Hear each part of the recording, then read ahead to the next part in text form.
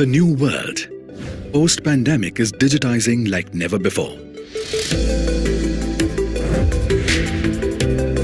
Individuals, governments, and enterprises are all embracing technology. The global demand for digital products and services is growing rapidly.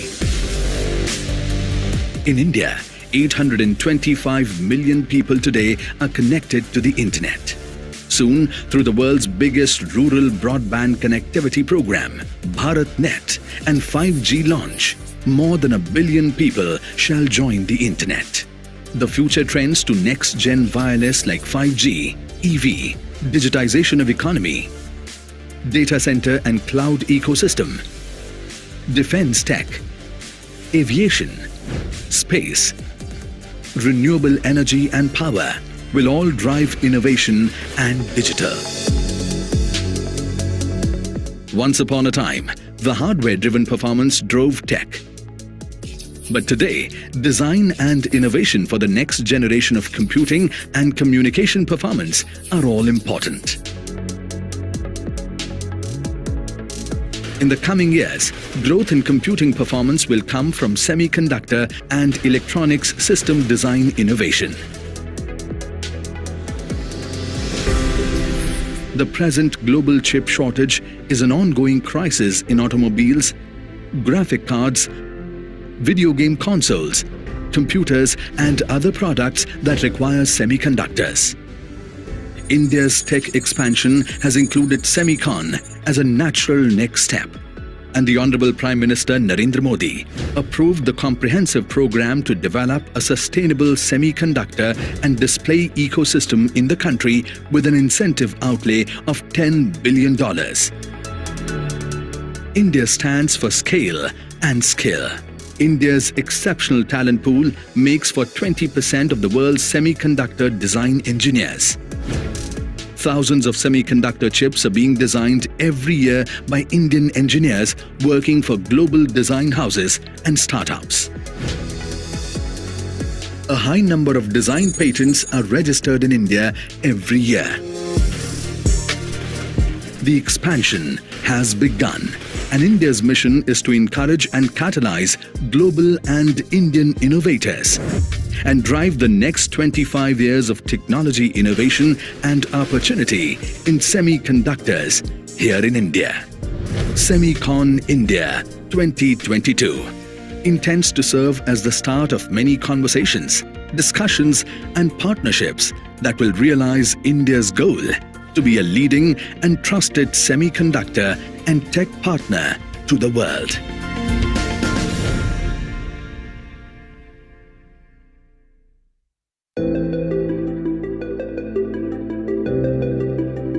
The new world, post-pandemic. Semicon India Future Design, Chip in Center, catalyzing chip designing in India. Momentum since the last 1 decade, and design in India will be equally important as Make in India to contribute to India's fast-growing digital economy. Almost all of the top 25 semiconductor design companies have their design and R&D centers in our country.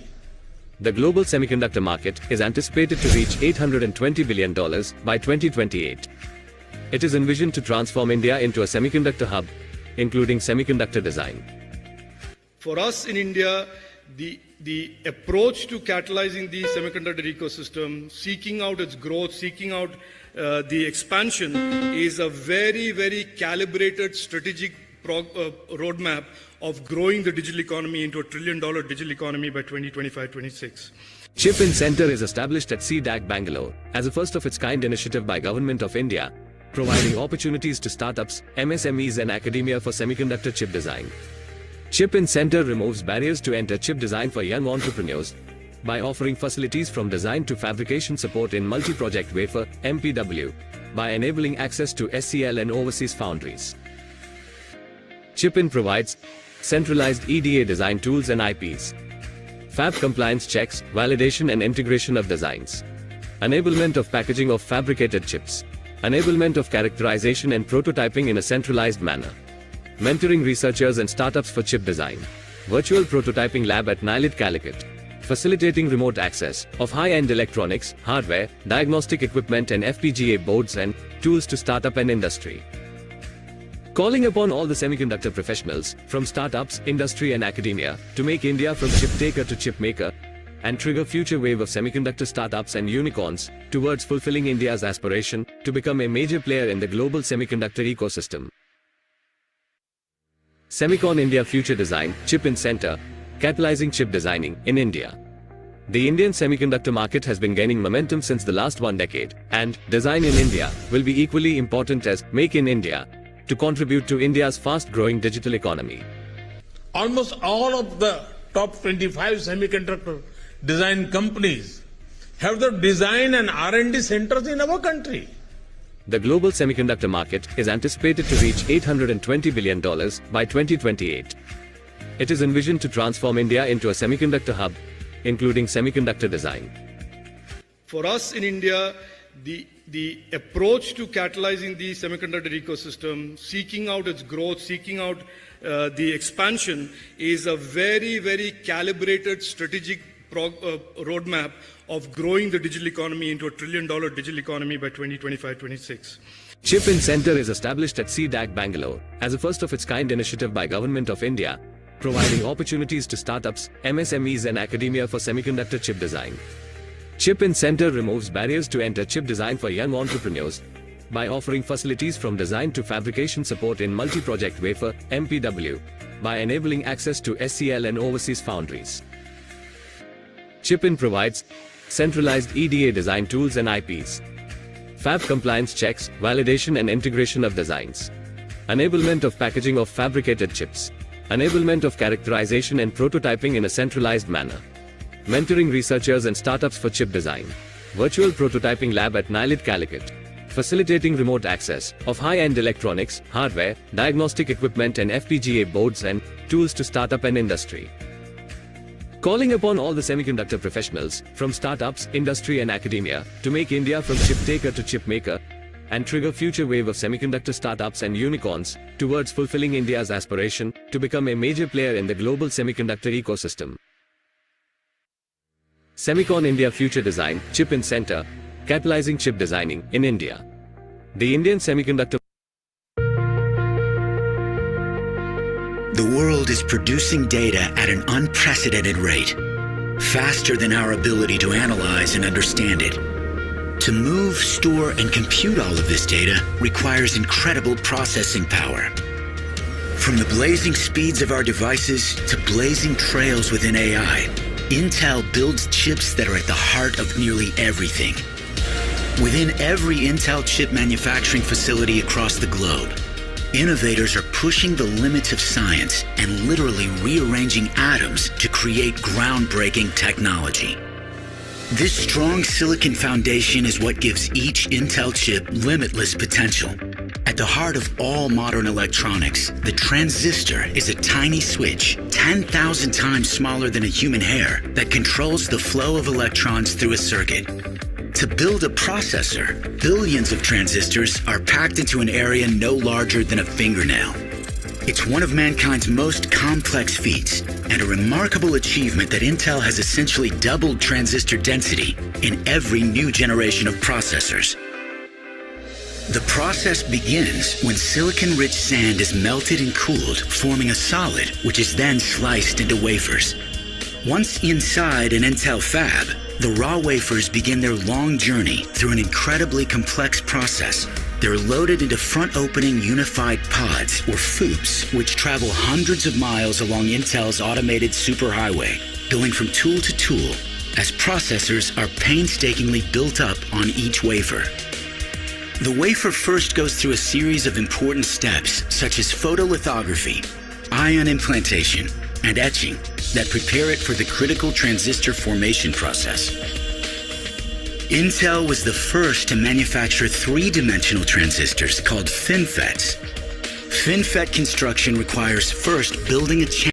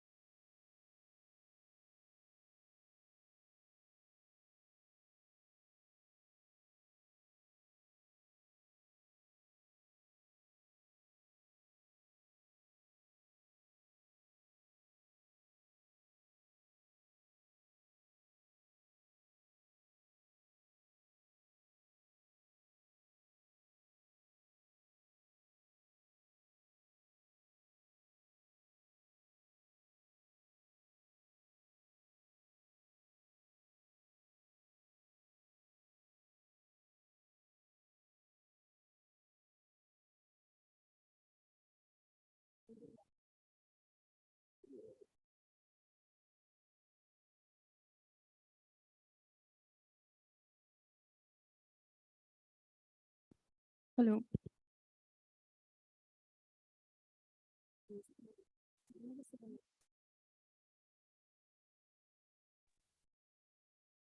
Very good morning to all of you. I, Said Faranas and Paru Sharma, would like to welcome you all to the launching ceremony of VLSI Society of India Himalayan Region Chapter with the thrust area of Defense, Electric Vehicles and Smart Tourism Technology.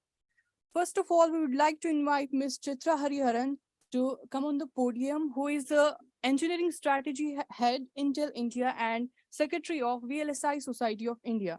We welcome you, ma'am. Over to you.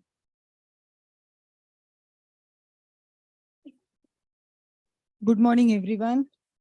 It's such a pleasure to see you all in the overcrowded hall, and people are there remotely also, right? I mean, witnessing the launching ceremony of third regional chapter of VLSI Society of India. It's so heartening to see your commitment on a Sunday morning to be with us on this event. Thank you so much for that. And I'm thanking really IIT Jammu folks for making it happen, and IIT Mandi folks and rest of the NIT folks for joining remotely and being part of this ceremony. I'll do a little bit of context setting here. So I'm sure you all would know about VLSI Society of India. If not, I'll just talk a little bit about here because I see a lot of students from here. First of all, a big round of applause for their interest and taking time and coming here, right? I mean, you are the people who are going to be creating a difference to the goal that we have set for ourselves and for the nation, okay? So thank you so much for that. You're all here to create the right intervention for you to make you reach your aspirations, folks, okay? So utilize this time and then during this event and talk to everyone. There are multiple industry leaders over here also and then academicians. So talk to everyone and have all your questions answered, okay? So VLSI Society of India is started by visionaries. You would have heard about them. I see a lot of academicians here. I mean, you all would know Vishwani Agarwal, Dr. Prabhakar, Professor Mahabla, Professor Jacob Abraham. So these are the visionaries who gathered together in the year 84 with a small seed of thought that we need to be doing a lot of symposiums and conferences to spread the awareness in semiconductor and VLSI. So that was the goal with which they started this VLSI Society of India. And then it grew up over these years. And then we have been doing conferences, VLSI Design Conference and VLSI Design and Test Conference. And last VLSI Design and Test Conference was hosted by IIT Jammu. And I saw many of the folks and friends who supported, and then it was a grand success. So VLSI Design Conference and VDAT were the two primary events that were happening out of VLSI Society of India.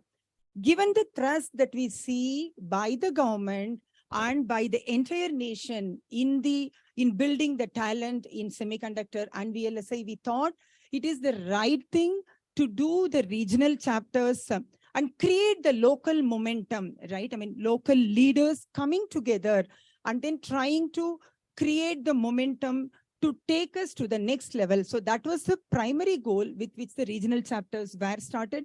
There are already 2 regional chapters that are started, one in Gujarat in February and the second one in Madhya Pradesh in IIT Indore. We started that. So February and March, the events have happened and the activities are all in motion over there.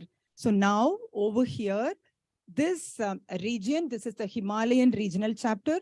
We are going to be having J&K, we are going to be having Mandi, Srinagar. There are a lot of neighborhood institutions who would be joining us hand in this journey, and then we will ensure that we take it to the next level. So the launch ceremony, as we normally do following the Indian tradition, I would request the chief guests and dignitaries to join us for the lamp lighting. So first, with a big round of applause and thanks, I request Professor Manoj Singh Gaur to join us for the lamp lighting.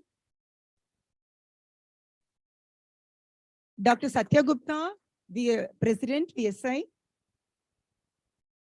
Rajiv Kushu, Director, Government Affairs, Texas Instruments. Thank you so much, Rajiv, for traveling all the way from Bangalore and joining us over here. Nishit Gupta, Director, MATI, join us in the dais. Professor Lakshmidhar, he is joining us virtually. Our chief guest, Mr. Saurabh, he is joining us virtually. So they are all part of the lamp lighting. And then let's start the lamp lighting.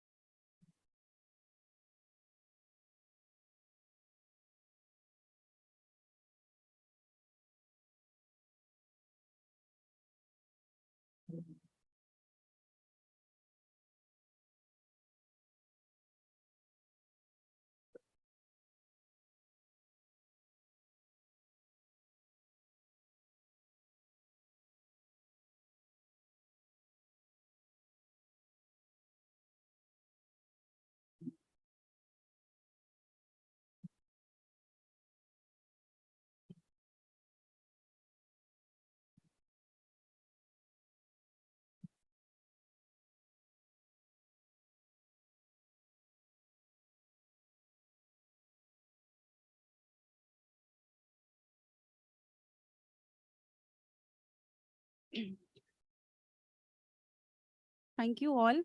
Now, I would like to request Dr. Ambika Prasad Shah, Coordinator, with VSI Himalayan Region Chapter, to present a bouquet.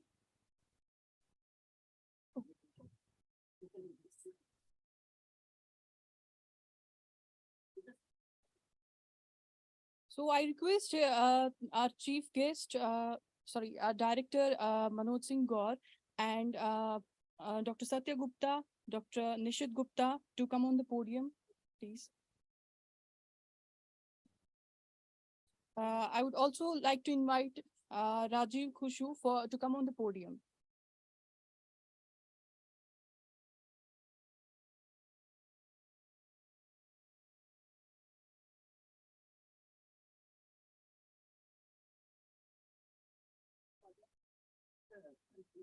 Chair.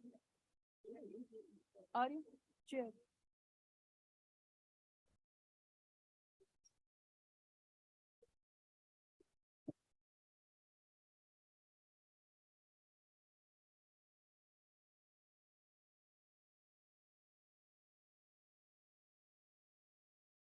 Thank you all.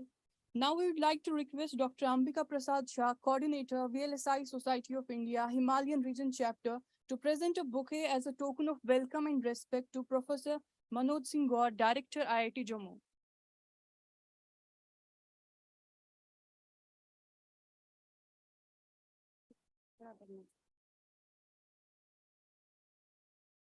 Now I would like to request Dr. Ambika Prasad Shah to present a bouquet to Dr. Satya Gupta, President, VLSI Society of India.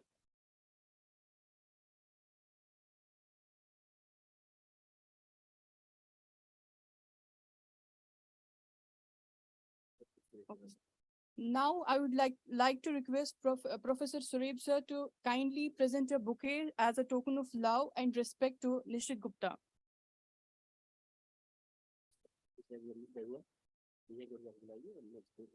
Rajiv.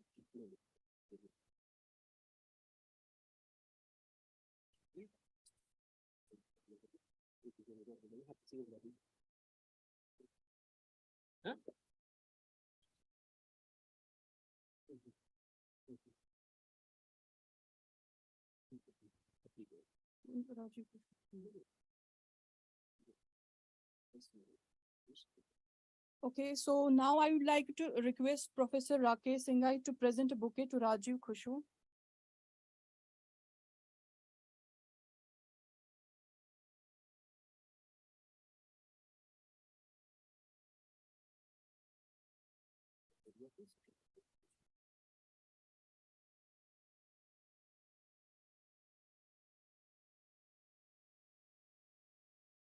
Next, I would like to request Vijay Gurwa to present a bouquet to Shafiq Ahmed.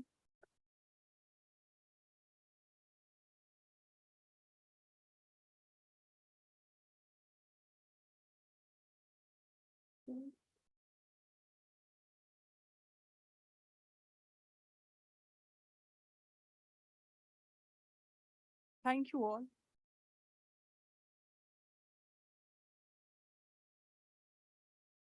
Moving on to the next, we would like to request Professor Manoj Singh Gaur, Director IIT Jammu, for the welcome address.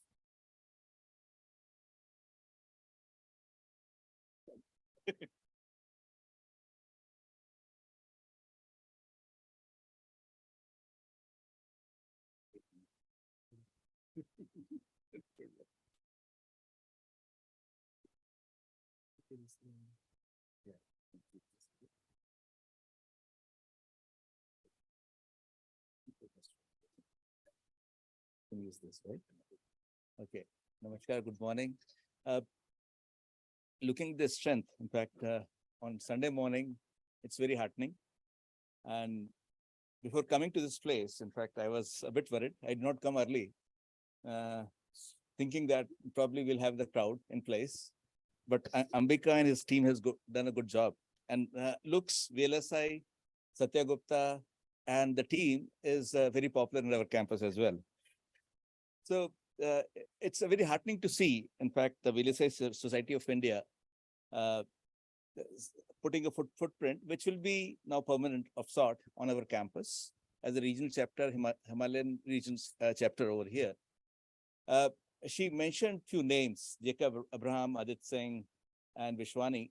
I'm fortunate to have worked with them for some time, early 2000. At least few of them, and still in touch with Vishwani, Jacob, and Adit Singh. And in addition to that, there were actually from academia side in Delhi, M. Bala and Professor Anshul Kumar, who used to be part of 1718 as a part of mentor group at IIT Jammu as well. So we were privileged. We carry that privilege, and now we see the outcome of that as well. We are aspirational, so is IIT Mandi, who are in the remote mode currently joining us. And Mr. Saurabh Bhagat, who is actually supporting it as full heart from JKUT side. And when we work together, things will happen automatically. That's our aspiration. And VSI per se till recently was pretty, not very visible in the academia, and neither, but they were working as a what we call the as joining force. We met industry during VLSI Design or VDAT at times. VLSI Design is a huge networking event where a lot of academic as well as industry partners work together. But Satya, fortunately, has worked very hard for last few years to give it a bigger shape and to make people work together, actually, because working together creates a magic, and which we'll like to see on our campus. So VLSI Design as well as VDAT, as we call it, is a conference which is one of the biggest venues, which is taping, because I've been associated with them as part of the steering group earlier, but later on, we organized one in Jaipur, and later I was part in Ahmedabad, and then here as well. So they are going by size as the year is passing by. And we like to see that this is a reflection of what the semiconductor industry is working on and what kind of capacity building is happening around us. And recently we have seen it, Government of India has also pushed with a massive mission mode projects with PLI and DLI mode to create necessary fab facility in India. How it happens, when it happens, I'm pretty sure it will happen on the ground. It will take time, it will take a lot of effort. But in addition, the industry will need to have a capable and competent manpower also at all levels, be it skill, be it technical, be it design, be it. So till now, India is being projected as a fabulous designers. A lot of us have been doing in different domains, but the utility has percolated a lot in society. Hence, we need our own hardware. And this is the time this is the idea whose time has come. So as an academic institution, we would like to do many more things. Many things are in the works. In fact, in last VDAT, there was a very brainstorming and very articulate brainstorming around starting a BTech program in VLSI design as well, with which Satya and his team is driving across institutions also. So we have to look at that. How do we cater to that idea at campus, and what kind of strength on the ground is required before we take that step? But at the same time, there are multiple possibilities which exist, which we can do it, because master's program already started. I believe that's been doing very well, but would like to also do it like a minor in VLSI design and embedded systems at the undergraduate level also, which will give hands-on experience. Because from the very inception, IIT Jammu is trying to work that can we make it learning more experiential on the labs, which is tend to skew towards more towards only computers, simulations, and writing programs. Can we go beyond and create the devices, scale the sensors, work on the hardware? And that strength will come, and it needs sustained effort. So we are willing to put it that effort. But in addition to that, we are looking for active participation from industry, since industry is here, that industry attachment of the students, and even we are willing to partner with them to industry attachment of faculty also. They can go out, institute will support them for a couple of months and work on a pre-identified, pre-worked problem statements. So that will be the area where we can create a new model wherein the industry, and because rest of the world, many of the Western countries, industry has come because they trusted academia as well to create such programs. And it's kind of a one-to-one relationship which is happening. One example, as I keep on giving, is Technical University Eindhoven, where Philips is there, NXP is there, and they work with the university very closely to create multiple programs, bachelor's as well as master's. As I said, we would like to create some kind of user-oriented master programs, hybrid mode, that where a working professional would like to add their skills, or they would like to add some extra qualification. We are already doing in a couple of other domains like AI/ML and security with industry partner as well. So IIT Jammu would like to venture out with whatever capacity we have to create that model where we can have that relationship, because we have to reach out to industry, and then only things will start happening on campus, and then only the exchanges on ground will happen. So about the Himalayan regional chapter, as being shared with me, where IIT Jammu, IIT Mandi, and IIT Hamirpur, and IIT Srinagar, IIT Una, SMVDU, Jammu, GCET Jammu, Baba Ghulam Shah University, and others, maybe IUST, Avantapura shall be also be involved. And this will be a sizable number in times to come. And we can deliver what we are promising over here. So this is the third chapter, and our best wishes, and we look forward to work together to create beautiful results around us in this Himalayan region. Thank you very much for your attention.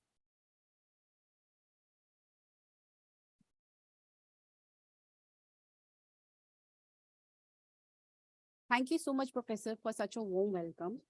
Moving to the next, we would like to invite Dr. Satya Gupta, President of VLSI Society, on the stage for the announcement of the VLSI Society of India Himalayan Region Chapter.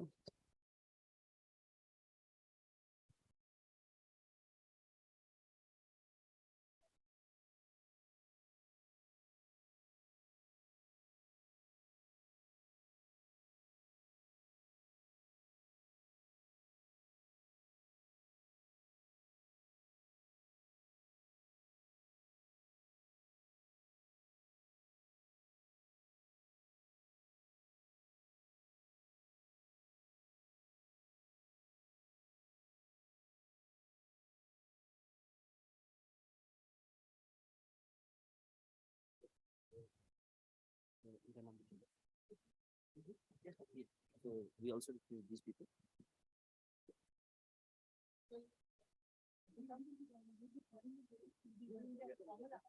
Yeah, first we'll do this photo up, and then Invite the people.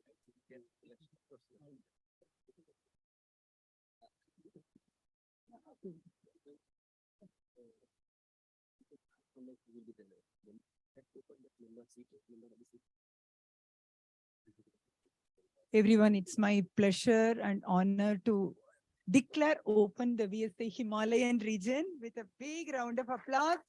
And then many more chapters to come, and then many more interactions. So we are virtually joined by Professor Lakshmidhar Behra. He is over there remotely, Director IIT Mandi. And we have on the dais Professor Manoj Singh Gaur, IIT Jammu, Satya Gupta, President VLSI, and we have Rajiv Kushu, we have Nishit, we have so Saurabh is also there remotely. Right. Okay. So now on the executive council members, I am calling Dr. Hitesh Sharmali. He's joining virtually. Mr. Sanjay Karu, he's already here. We have Dana, who has traveled from Bangalore all the way. Intel, come over Dana. And we have Dr. Ashwini, traveled all the way from NIT Hamirpur. Welcome, sir. Please join us on the dais. We have Dr. Amandeep, NIT Srinagar. He's joining virtually. Dr. Sankalp Singh, Synopsis, Bangalore. He's joining us here. He has again come all the way from Bangalore. Thank you so much for everyone. Get us. Thank you so much. And then I'll hand.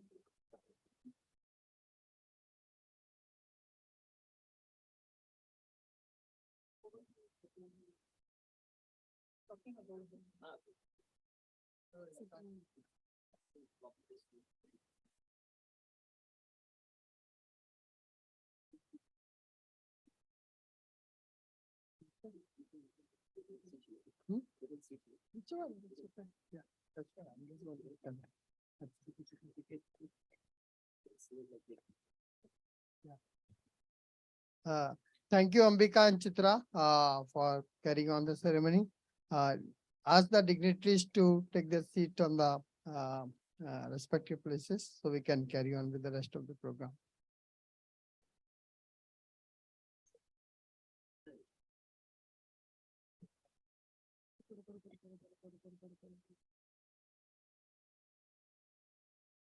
So I think Chitra and Professor Gaur has already talked about the VLSI Society and its chapter. I'll just take 5 minutes. So when I came here today, the first thing I noticed that we have people from all walks of the life participate, from the high school students to undergraduate, postgraduate, PhD, professors, government, industry, everybody who matters is basically has been part of it. So thank you for all being there, right? And since we have a lot of high school students, I'll just basically take a couple of minutes to say that why this is so important for us, right? So today morning, you got up and basically come here, probably 5 hours from basically you have spent, right? Can somebody say how many semiconductor chips you would have used in this 5 hours? Anybody? From morning, you got up at 7 o'clock. Some school students tell me how many electronic gadgets and chips you would have used in the last 5 hours. Anybody from school student crowd? Take a guess. Anybody? आप बोलेंगे? हाँ, interactive हाँ. आप बोलेंगे कितना chip कितना electronics use किया होगा सुबह से?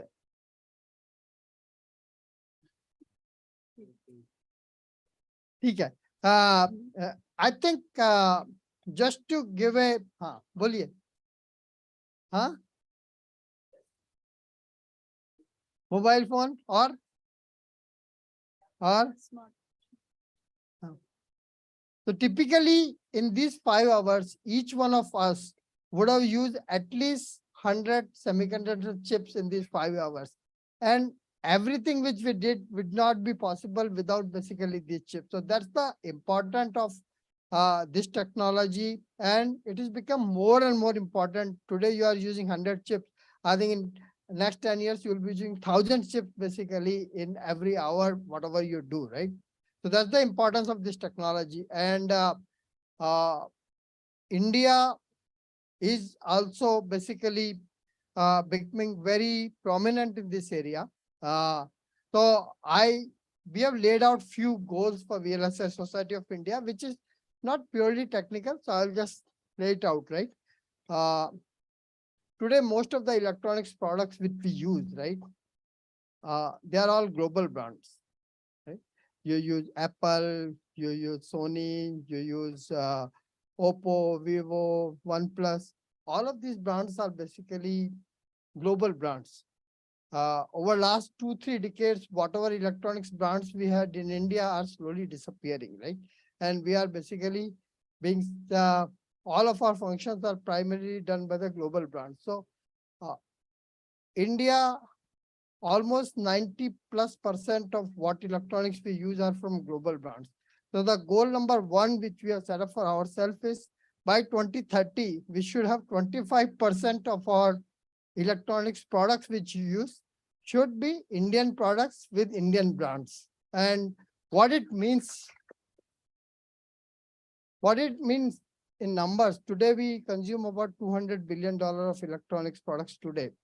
By 2030, it will be more than $500 billion. So 25% of that is $125 billion of market can be created if we all work together and focus on creating this electronics product. The same 25% we want to do for the chips also. These electronics products use a lot of semiconductor chips.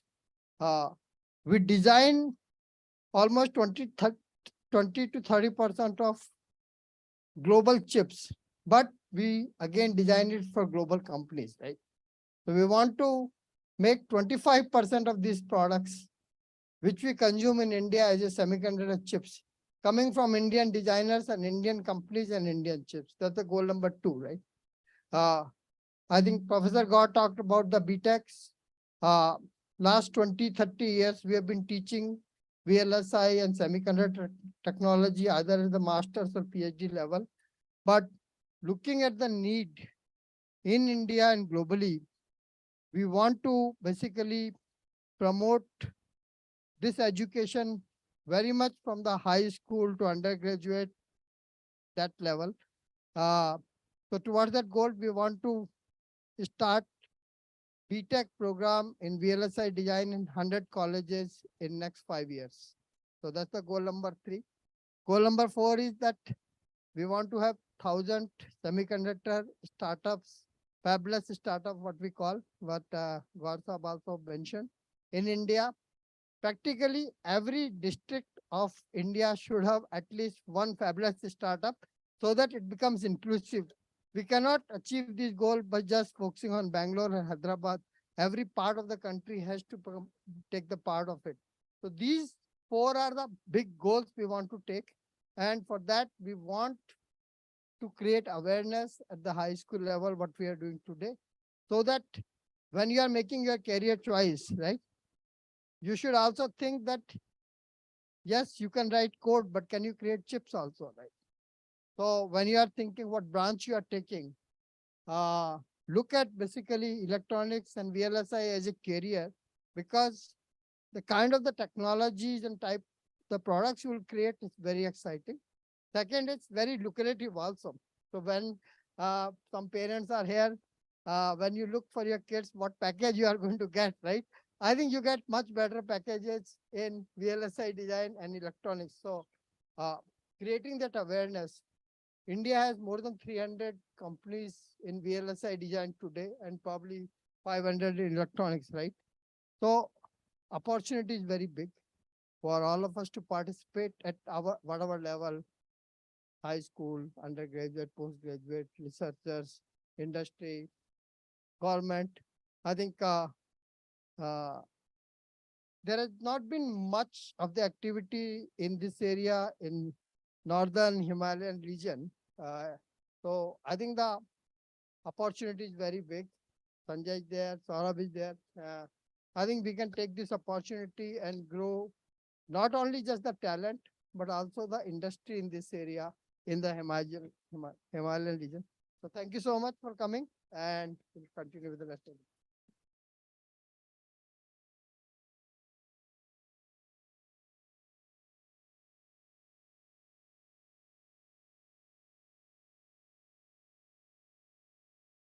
Behra ji?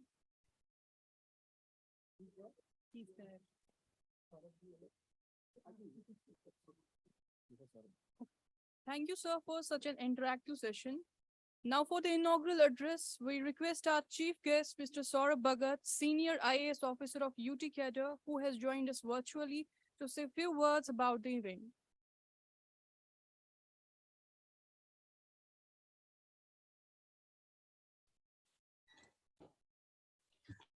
Good morning to everybody. I hope I'm audible. Yes, sir. Right. It is a great momentous occasion. I would like to thank Professor Manoj Singh Gaur, the Director IIT Jammu, for this momentous occasion of starting the Himalayan chapter on this very critical area of technology, which we need urgently. I would also like to place on record the good effort done by Professor Lakshmidhar Behera from IIT Mandi. Most importantly, Dr. Satya Gupta, President, VLSI Society of India, Mr. Rajiv Khusu, Director, Government Affairs from the Texas Instruments, Mr. Nishit Gupta, Director Technologies, and most importantly, other significant members from government, Additional Secretary, Mr. Shafiq, also Mr. Sanjay Kuru from the State Science and Technology Council, deans, heads of the department, faculty, students, and most importantly, I think the potential startups which we are trying to address by this entire organization. I'm very happy to be a part of this momentous occasion where in this northern zone, various important institutions like NIT Srinagar, IIT Jammu, as also the IITs of Mandi and Hamirpur, and other engineering colleges which work in this particular sector are able to put together their efforts, and this particular chapter will go a long way in promoting this particular technology in northern part of India. I would also like to further indicate that the kind of work that Science and Technology Department does. Basically, our department tries to collaborate with institutions like the IITs. All the programs of the Department of Science and Technology, Department of Biotechnology, Department of Earth Sciences, and their other organizations like CSIR and ICAR are implemented in the state through our department. We are also running two biotechnology parks, one in Kathua and Hadwara, to promote medicinal aromatic plants. We also support institutions of repute like the IIT Jammu, spending about 40 crore rupees a year on sponsored research. And this is a very critical area where we would directly get involved with this program. We not only provide funding for sponsored research, but we also support startups in providing the seed money to them. We also conduct awareness programs, webinars, hackathons, industrial training for students, and as also the support and support to various research and development programs. One of the innovative programs where IIT Jammu can participate with us is the Young Innovators Award, where we provide financial award to young innovators who do commendable job in various sectors. Now, the important issue here is that India, with presently standing at 3 trillion economy, and Honorable Prime Minister targeting that we should reach a 5 trillion economy by 2025 and 10 trillion economy by 2030. It is only possible if we move in this very critical area. As you know that as compared to other industrial economies like our neighboring China or the tiger economies, we have not gone through a very significant stage of industrialization, and we have directly migrated from the agriculture stage to the service sector, which is a dominant sector. And in the IT and ITS services, we are very dominant world power. However, the complementing part of this IT sector is the manufacturing of the IT sector, which is where VSLI comes into the picture. And I think whether we talk about mobile phones or Wi-Fi routers or smart cameras or drones or even automobiles, whatever as Dr. Satya just mentioned, whatever we use in a daytime, almost everything has very significant component of the chip technology. And Government of India, feeling the importance of this particular sector, has earmarked 76,000 crore rupees to earmark for boosting semiconductor and display units in the previous budget. If you look at all the incentives being given by Government of India, it is amounting to what 2,30,000 crore rupees in terms of the funding for this particular sector. Now, what is very critical is that this particular sector, to develop it, we have already talked about various courses being run by various IITs and NITs from a very long period of time. But whether this technology is migrating in the form of startups to the industry, and whether there is a good symbiotic relationship between industry, between academia, and also the startup entrepreneur, that is the very critical missing link, and that is where a very significant role is being done by this particular society. The VLSI Society of India, I would say, is doing a commendable job, and the DST JNK, on behalf of DST JNK, I would extend complete support to this organization.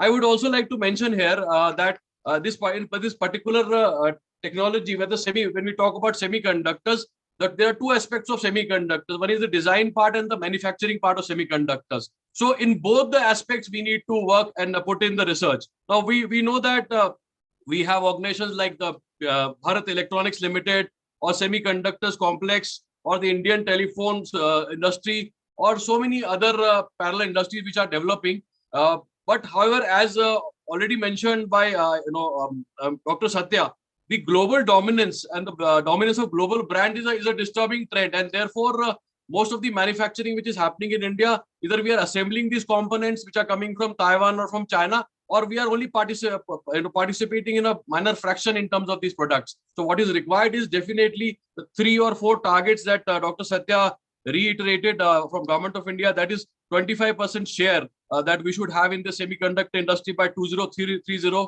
or 125 billion share that we need to have, or maybe at least 1,000 semiconductor startups across the country. These are very, very significant goals.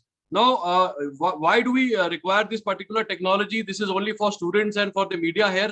Very large scale integration of these transistors and semiconductors helps us miniaturize these components, and therefore in the cutting edge technology, whether we are talking about the drone technology or automobiles or electronics, in all these significant areas, this is very critical. We have recently seen that there is a global war going on, geopolitical war on the semiconductor technology. Why China is trying to take over Taiwan is because Taiwan is the place where most of the US technology has been put into the industrial complex. And therefore, this provides an immense opportunity to countries like India to get this technology when it migrates from Taiwan or from other places to set up a base in a country like India. We have the enabling environment, but all the IITs and all the educational institutions and the government has to do a lot of activities. Here, what I would like to say is that there can be a lot of collaboration between IIT Jammu and the other IITs with our institution. Since we are already spending upwards of about 50 crore rupees in various research programs, I would like to announce from here that we would definitely like to support at least 10 research programs in IIT Jammu on artificial intelligence and semiconductor chip manufacturing related issues. And we would welcome some of the students and startups as also faculty to pick up these research programs.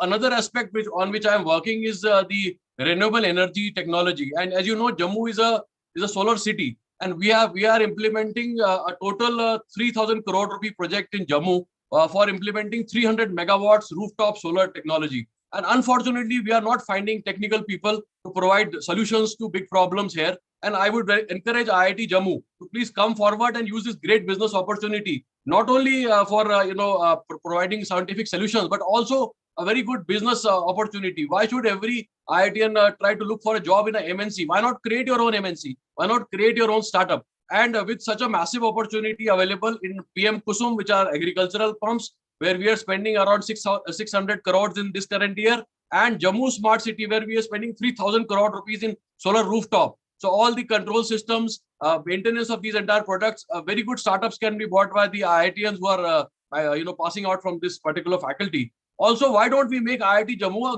a green campus? And in this regard, we are ready to provide subsidy to the IIT Jammu, and you can convert all the building rooftops with solar technology, with Jammu providing so much of sunshine. We have already done this with IUST, and IUST Kashmir is 70% solar, and Kashmir University is already 50% solar. I would welcome Director IIT to come up with a proposal, and I would like to at least 50% subsidize it from the government side.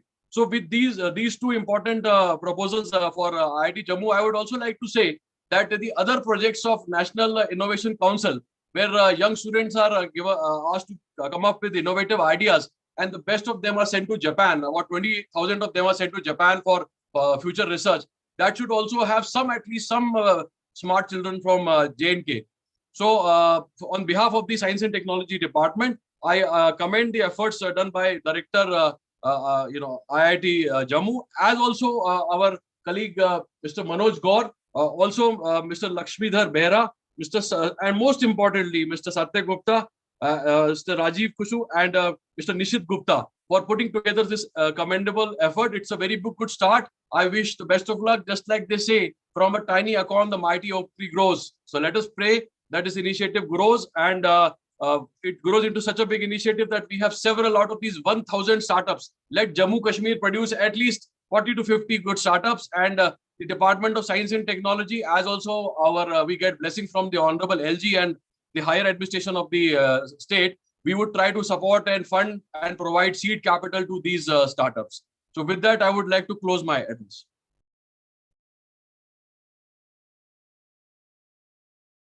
Just a quick interjection. Certainly, we'll be submitting a quick proposal for solar rooftop, because we have 500 kV already on RESCO mode, but rest of the campus which is coming up in next couple of years, and in next 1 year, in fact, so we can easily produce around 5 megawatts actually. So we'll submit it actually. Many thanks for giving this straight away proposal to us actually. Thank you very much. Right, we will submit. Thank you so much for your knowledgeable words. Moving to the next, now we would request to Professor Lakshmidhar Behra, Director of IIT Jammu, who joined virtually, IIT Mandi, who joined virtually to enlighten us with his kind words.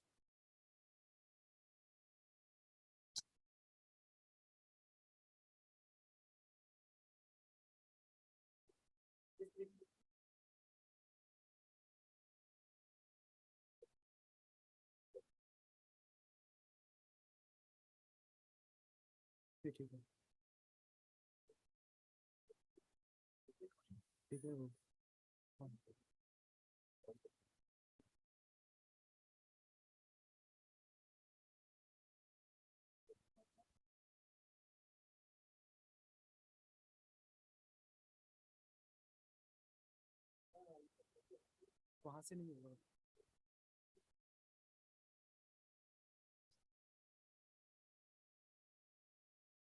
वहीं से नहीं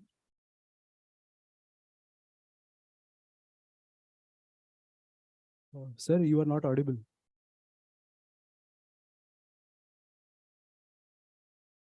Please unmute yourself, sir. You are not audible.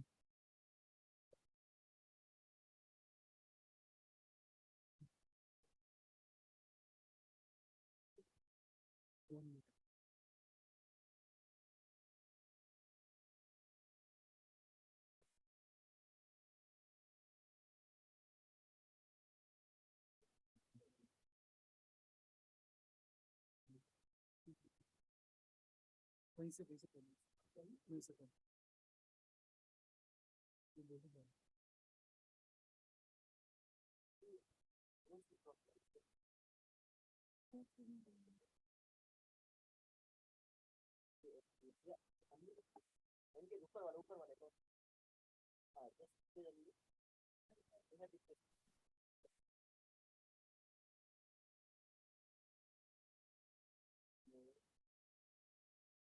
It is also on.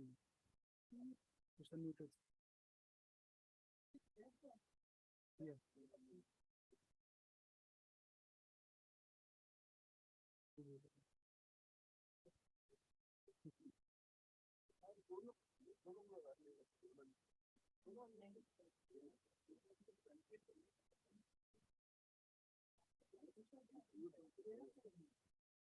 Sir, वो बार-बार दे रहे हैं, फिर बार-बार वो हो जा रहा है. Like, so we are giving and again it is. Please, see, sir. It's again.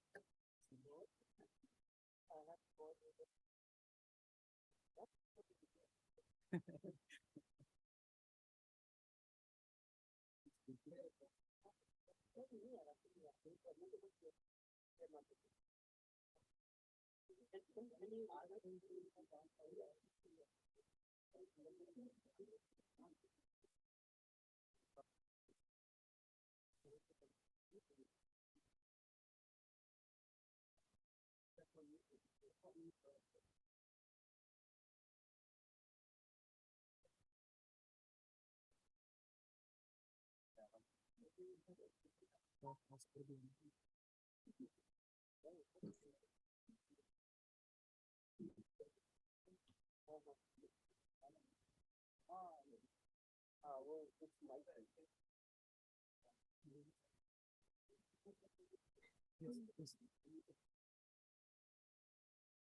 Unmuted. Please, thank you. Thank you. Thank you. Thank you. Thank you.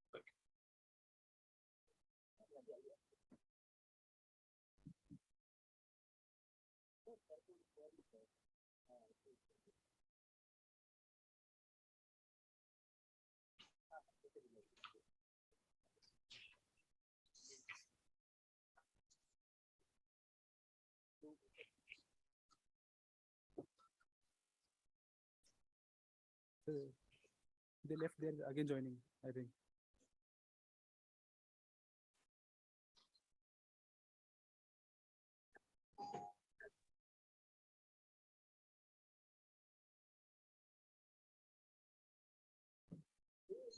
Yes, sir. We are allowing both of them, but Back up.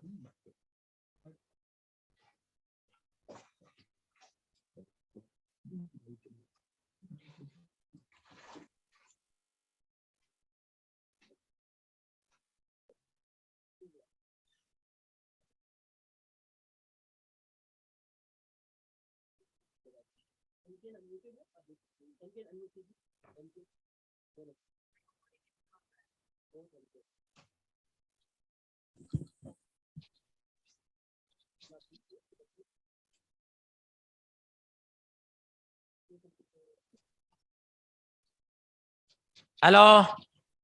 Yes, sir. Audible. Okay. So am I audible now? Can you? Okay. So thank you. So it is a pleasure to see that VLSI Society of India has started or has instituted a chapter, and it is the third chapter in Himalayan region. IIT Jammu, IIT Mandi, NITs are all part of this chapter. And I'm very happy to see this initiative has been taken. I think a week or two back, Dr. Satya Gupta contacted me. I was engaged in some personal affairs. So Dr. Hitesh Sharmali took the initiative from IIT Mandi side. So I'm very happy that such a initiative has been taken, and would like to see that an ecosystem in VLSI is created, not only as an academic program that we all have, in fact, going for more innovative academic program in VLSI, plus the ecosystem in terms of startups, such that we create a good amount of skilled manpower in this very important area. We know that country needs VLSI because this is an important component of the progress in any field, whether it is drone technology, robotics, AI, industry 4.0, any aspect, agriculture 4.0, healthcare, everywhere we need VLSI. So given that, I think that this is a right step in right direction. I congratulate Dr. Satya Gupta and his team and everybody who has worked for it. And as far as IIT Mandi is concerned, I would like to say that we have a very strong program here. More than 11 faculty members are working in this area. We have one of the best semiconductor fabrication lab or clean room in this part of India. There are many startups also connected to VLSI through our catalyst. And so in a sense, we have to take some more steps to make VLSI impactful for this region. We have already a vibrant master's program. Probably we can look at whether we can do a BTech program in VLSI, plus some outreach program where VLSI education can be taken to the students, school students, ITI students, and other stakeholders. So those are also the possibilities that where I would like Hitesh and his team to work on. And I would like to see that how this chapter becomes one of the vibrant chapter in terms of varieties of activities that are undertaken to promote VLSI research, VLSI startups, VLSI, manufacturing, and varieties of things in that direction. So I thank everyone who have joined in this venture. Thank you.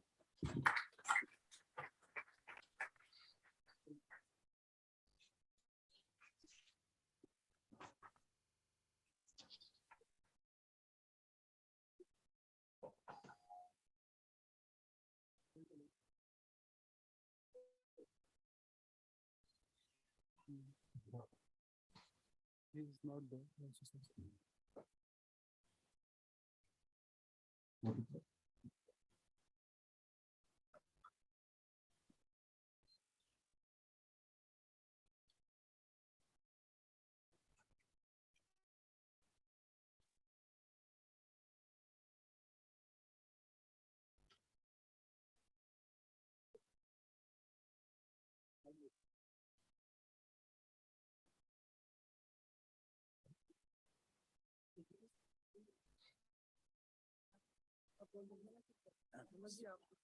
So I think we have agreed and we have developed an MOU between Department of Science and Technology, JK, UT, and IIT Jammu. We are coming to an understanding to start these initiatives. So we are just announcing it over here, and we'll be signing after a couple of minutes in my office with the paper in front of us. Right. Yes, it's a welcome step. Yeah, I can see that actually it's there. Yes. So it is better we can institutionalize this entire arrangement as we have agreed to sponsor 10 research programs with you and also support you in your rooftop solar expansion. Other than this, I think if any other creative program you send to us and we find it attractive, we would definitely like to partner with the IIT Jammu, because under your leadership, it has been flourishing very well. And from the highest level, I would convey from the LG Saab's level, your efforts are commendable, and these are very important areas where we must make some intervention. Other than this, AI, IoT, etc., and some of the other areas which are cutting edge areas, anything you would like to do, we would provide the financial support, and this will be the, I think the icebreaker and I think the relationship establisher for the activity. So yes. I think congratulations. Surely. I think. Yeah, lab to land project, she's saying that's already being sanctioned. Additionally, which I think probably I'll meet you sometime to look at how, our institutions, like you mentioned IUST, BGBU, and GCET and other institutions in the region, can we start a particular program for them as a minor in VLSI technology? Because we have capacity over here now, which can be leveraged out. which Right. they will be, we can transfer the credits also. We have to create a mechanism for that. So I'm already in touch with Right. Mr. Dr. Moon and IUST, and I think you can be a nodal point for us. That will help us actually in that case. That will be great. Yes, definitely. If a new composite type of a DPR is prepared, some component can be done in IIT Jammu and some can be done in Valley. So we can fund the entire project. Total, we can give 100% funding, because I think with LG Saab at the help of affairs, and he's also an ex-IITian, and with the first IIT Minister of India. So I would say there's a lot of emphasis towards technology. So I think you will get your support from the government, definitely. Okay. Thank you very much. Thank you very much. So for the purpose of photo ops, I think my team can stand with you with this paper, and I think we can make it a memorable event. So you can, Sanjay ji, आप एक ये इसके साथ आप click ले लीजिए with the lighter साहब, so that we can use it for a. Do we have? This is really a great thing, sir. I mean, we are all extremely thankful for this. I mean, on the event, there is an action happening, right? I mean, we cannot beat this. This is very, very good. This is our duty from the government side, definitely. This is very good. On this auspicious occasion, I mean, we are making this happen. So what will happen is, Saurabhji, probably they don't have a print over here in this room. It's my office, right? Okay. So Okay. Only later, and then possibly we can exchange it whenever you are around. Right? Oh yes, right. When we are in Jammu. Okay. So we can stand. You show the printout actually. Right.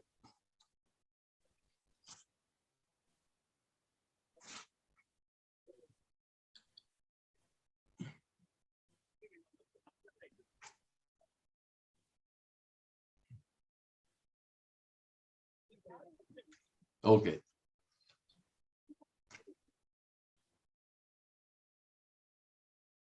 Right. Excellent. Thank you.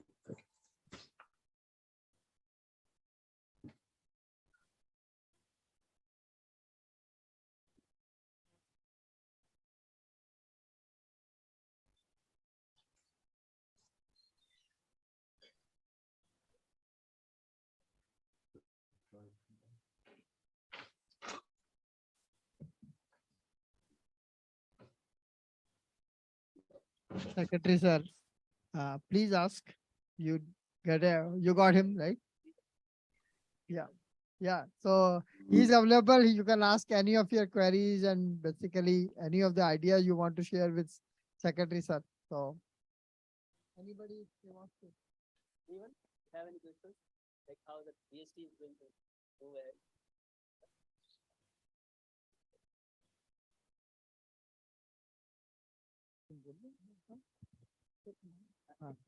And Nishit from Mighty wants to say something.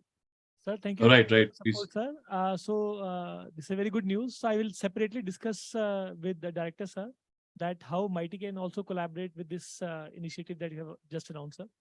And we can join hands, sir. Thank you very much, sir. Definitely. Yes, sir. Definitely.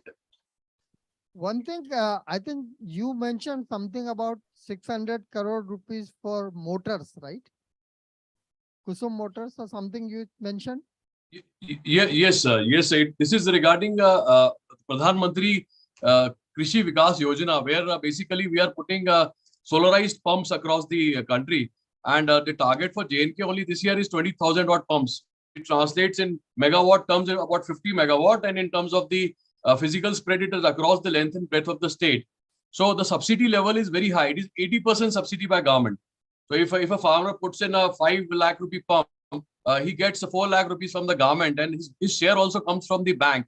So in that, a lot of support infrastructure in terms of technology is required, because we are bringing up, this is basically a chip-based model. So whatever production happens has to be collected at a data center. Then we also require, maintenance of these pumps over a longer period of time. The panel has a lifespan of about 20 to 25 years. And, the other components also require, so therefore, we are also putting very large scale pumps, which are where the farmer is also allowed to become a producer of electricity. This is called PM Kusum A. So where, a farmer can put in a 2 megawatt, power plant on his farm. So all those things require very high-end support from the technology partners. So while there are some basic things like, manufacturing of these products, putting them all together, but, the maintenance, etc., IIT can really set up, a specialized course as also, if you want, we can also, make you one of the partners in, identification of our empaneled vendors, as also, some of the, because in technology, it's so cutting edge. By the time we order a particular panel on the GEM portal, it becomes obsolete by the time it is delivered to us. And China comes up with a better panel, better efficiency. I think technology partners like you can really play a great role in not only the identification that the product has come is a correct product, and also creating a good enabling architecture. See, Chhattisgarh today is having 2 lakh pumps. They are having all their IITs in Chhattisgarh providing them, the technical support to run this entire system. Because 2 lakh pumps would mean that maybe on a single day, maybe 5,000 or 10,000 would break down, and they would require repair and infrastructure, maintenance, calls, etc. So now we are also moving in that direction. So that's why I said 600 crore rupees worth solar pumps. One specific suggestion for both Professor Gohar and you, right? Because you said these are going to be basically IoT and connected pumps, right? So right. The IoT systems which go with the basically pumps, maybe that system can be developed by IIT Jammu. They have the capability, right? And it is not something which takes 5 years or 2 years. It can be done basically in 2 to 3 quarters, right? So that's one, right? Second is that now we are basically replacing most of the motors with the BLDC motors, right? In lot of areas. So if you can do certain portion of your basically 600 crore with BLDC motor technology is there, but some more development can be done by IIT Jammu to take, let's say, 5% of your total volume by the BLDC motor compared to the regular motors, right? They are the two suggestions. Yes. So why don't you create a deemed company, and some of the faculty and students can become our empanel vendors? Definitely, we have no problem with that. We'll welcome something like this, because that is bound to happen in the future. See, one other thing which we are doing, that wherever government is procuring large amount of the electronics products, right? If that money can be spent in basically local companies, maybe initially at India level, Indian companies, right? Rather than global companies, what I said in the beginning, right? That money is going to be spent anyway. If we can, part of that money, we can give that procurement to the Indian companies and later on to the J&K company. I think that can help in developing some of the good ecosystem. Definitely, Satya Gupta ji. In fact, the second part of my announcement, which I mentioned about the solar city, you can imagine we are putting 300 megawatts on the rooftops of Jammu city. That means 60,000 households will have rooftops. Now, till now, we have been doing something like 500, 200 per year. So 50,000 would require a lot of input from technology. And therefore, it's a huge opportunity for all these boys and girls. Maybe significant number would belong to the local region, Jammu region, and they can actually, develop some kind of a business intervention or entrepreneurship in this area. So I would suggest in both the areas, if you can give me a concept note from IIT Jammu, we can, put some funds into IIT Jammu and, directly involve them in both these initiatives. These are together about almost 3,000, 4,000 crore rupee initiative, which is in the current year. And as we go by with Honorable Prime Minister's thrust, I'm sure this is going to multiply and quadruple over the years into the renewable sector. So renewable sector is another area where IIT Jammu must have some intervention, and we will fund you absolutely as much as possible. We will support.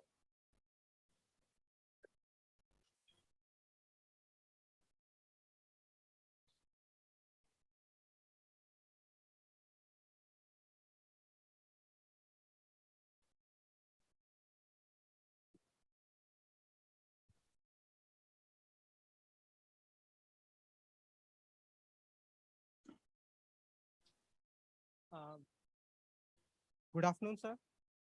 Sir, how can we as a second year student of BTech can contribute in this field? As sir, during COVID-19 pandemic, we have seen the shortage of chip and how important it is. And sir, already our university SM video is 80 to 90% solar dependent. We have achieved this goal long ago. This is my question. Okay. See, what I have mentioned here is that, as students, the solar technology is an ever-evolving technology. And whatever we are picking up in terms of the manufacturing base is largely in China, and some parts of Gujarat are developing certain kind of manufacturing base. We would like that you do research on more cutting edge areas on how we can make it a much more efficient technology. Even we would like you to do research on how we can reach a hybrid kind of a stage. What is happening in southern states is that we are manufacturing a lot of solar power during the day, but during the night we face a problem in balancing the grid. So we are looking for certain battery technologies where a lot of storage can be done, or some there are balancing reservoirs where water is pumped during the day and the night. It is again brought down and potential energy is converted to electricity. That is another very big problem that solar is facing. Maybe some of you can come up with a research project on that kind of a technology, cutting edge technology, and we would fund you, because that is one area which we will also grapple with once we establish a base of 2,000-3,000 megawatts in the state. We will also need to balance the grid during the daytime and the night time. Also, how we can utilize, biofield technologies. There's a new bioenergy policy by Government of India. How we can integrate bioenergy with solar and other means of energy. So something like, automobile mobility, electronic automobile mobility. We can have a solar-based mobile station which can be charged by solar, and automobile can be utilized for charging purpose. These kind of prototype you can develop, and we can fund that research program. So as a second year student, you can benefit from this program by research, and you can get some very good research money to your university and big laurels to your university and add to your portfolio by that purpose. And definitely, if you come up with a good technology, what stops you from becoming a startup and an entrepreneur? Thank you, sir. Right. Any other question?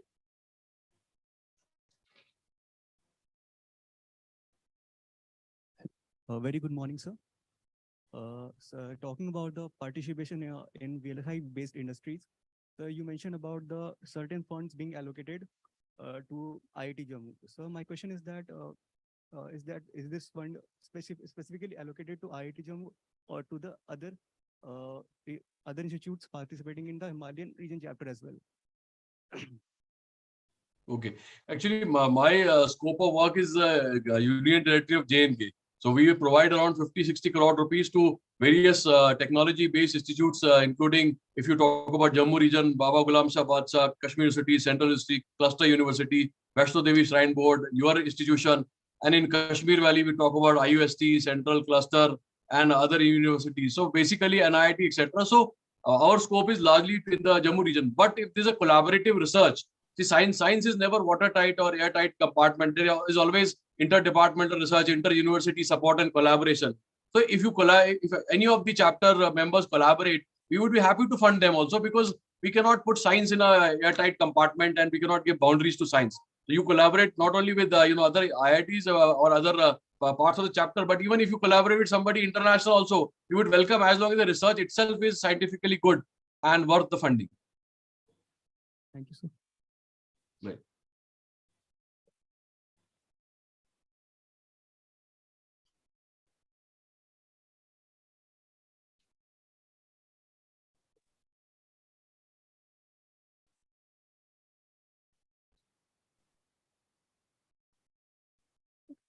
Good morning, sir. So my question is how we can contribute in VISL society as a high school student? I think this question can be very well answered by Dr. Satya Gupta, better than me, because he is the subject expert, and he will be able to contribute very well to this answer.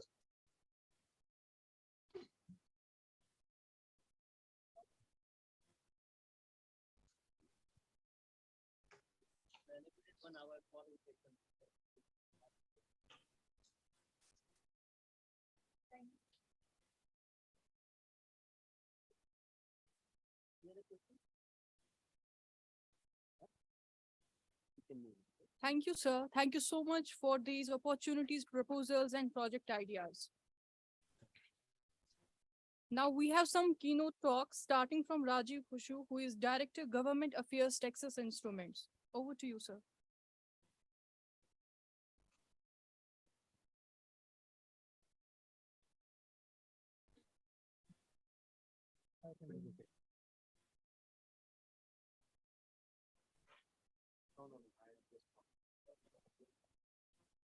Good morning. I don't hear. Good morning. Good morning. Good morning. Okay. So I think it's really great to be here, and it's such a big crowd and such energetic crowd, right from the students to the college students doing engineering. So I'll just give you some background about, I think a lot of people, particularly the students, may not know what semiconductors is, what their careers. So if you see today, the overall market is roughly around $600 billion, the semiconductor market global. And this is going to touch $1 trillion. So which means an addition of close to $400 billion by 2030. So when the industry grows like this, it means you need a lot of engineers. So I mean, 600 today going to $1,000 billion by 2030.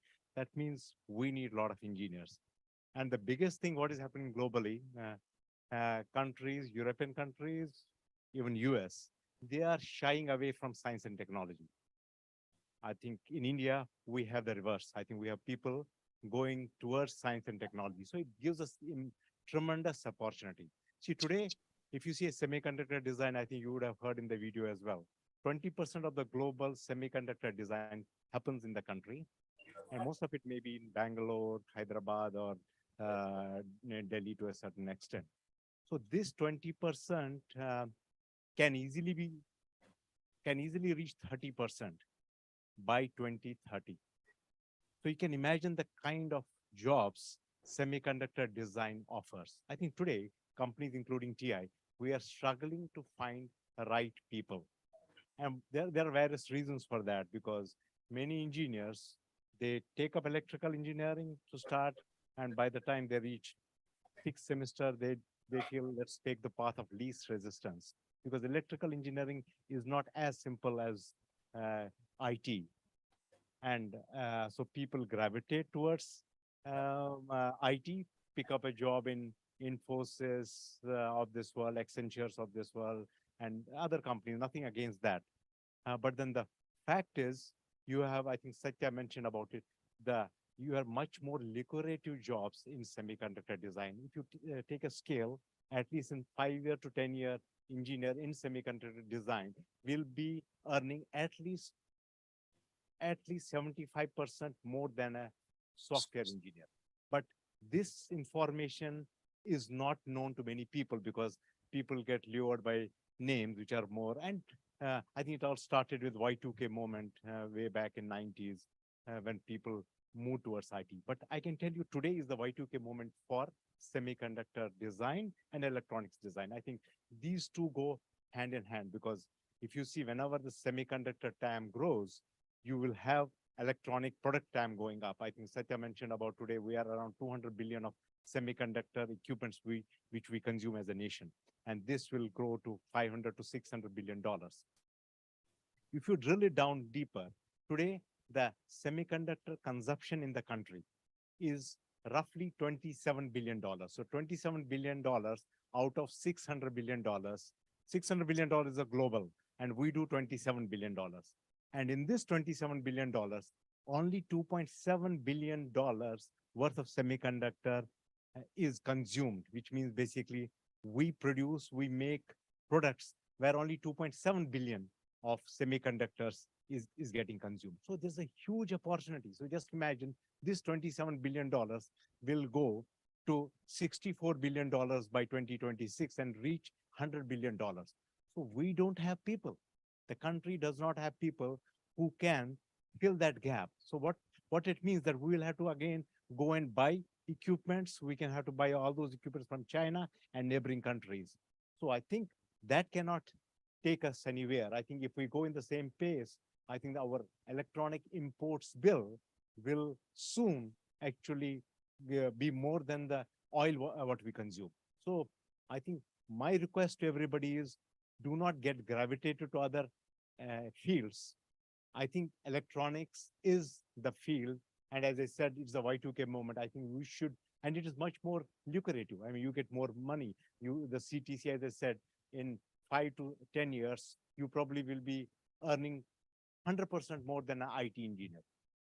And the best part about semiconductors is the more knowledgeable you get, the more deep you get, you basically become more and more valuable for the industry. So that's one part of it. So now if you see the other things which I wanted to touch here is that basically there are a lot of government policies around around semiconductors. I think you would have thought about, well, I think we did I think Satya was part of it. We started a semiconductor fabless accelerator lab in Bangalore together.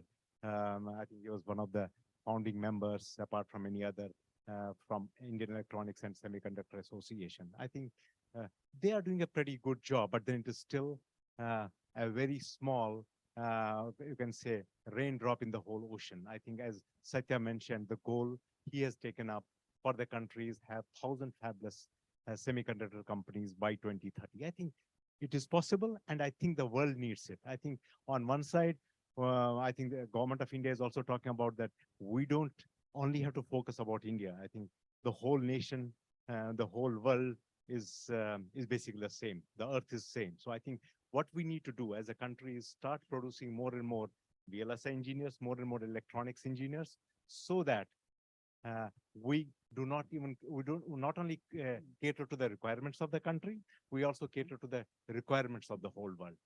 I think we talked about I think you heard Prime Minister Modi talking about that top 25 semiconductor companies have their design centers in India. I think, I don't know, many of you know that Texas Instruments, which I'm a part of, we set up our design center way back in 1985. It is much before liberalization happened in 1990s, 91, 92. So today we have the largest semiconductor design happening in Bangalore.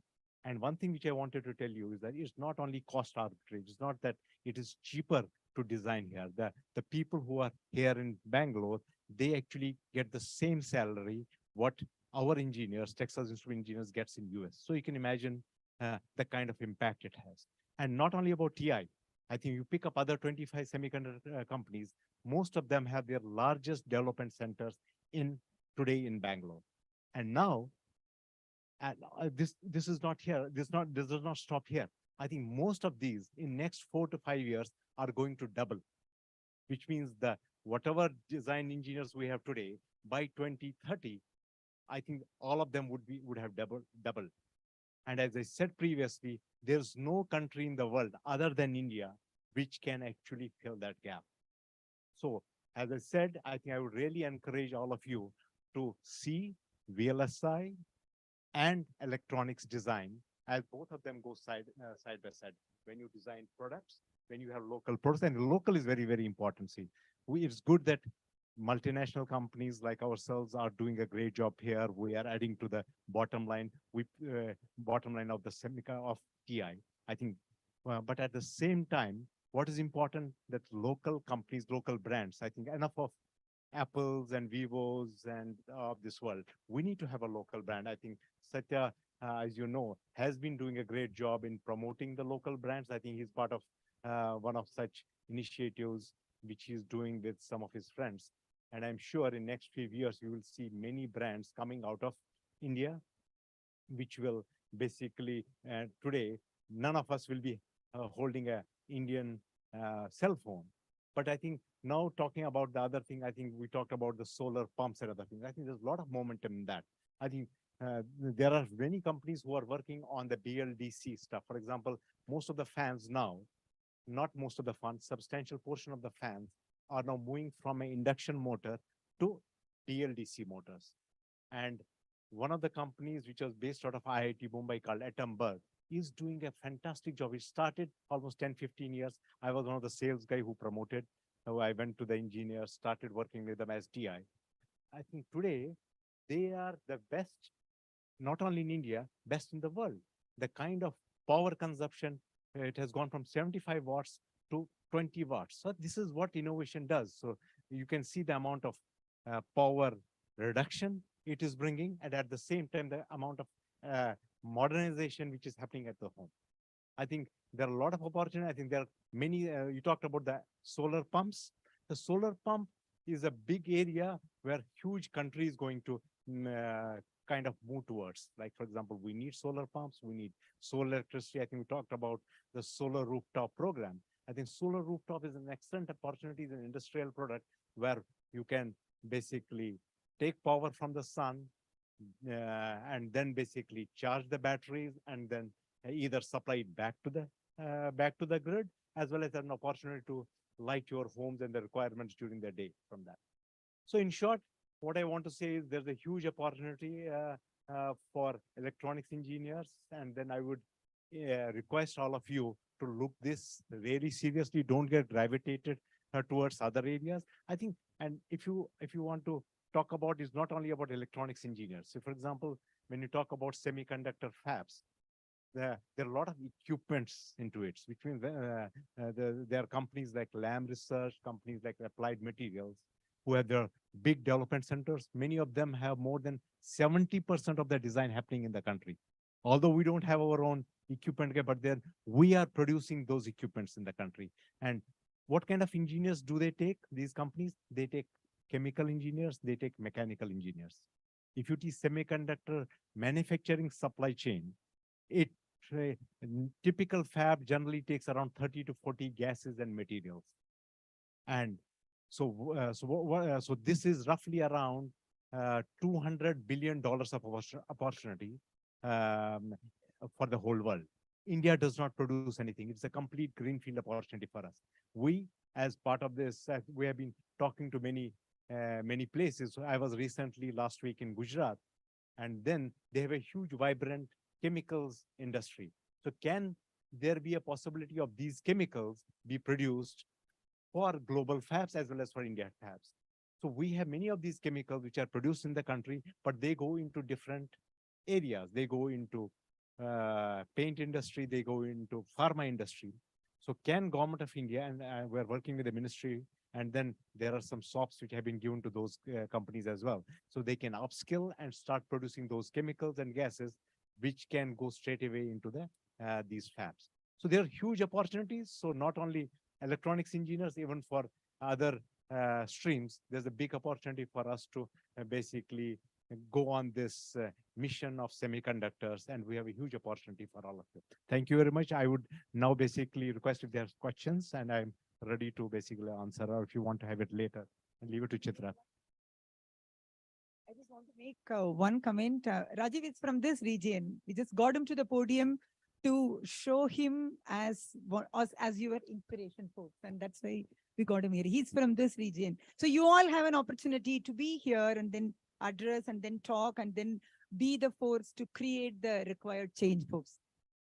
Thanks, Chitra. I started my engineering in NIT Srinagar and then moved to different place because of various reasons. I moved to Allahabad, MNR, so where I completed my engineering.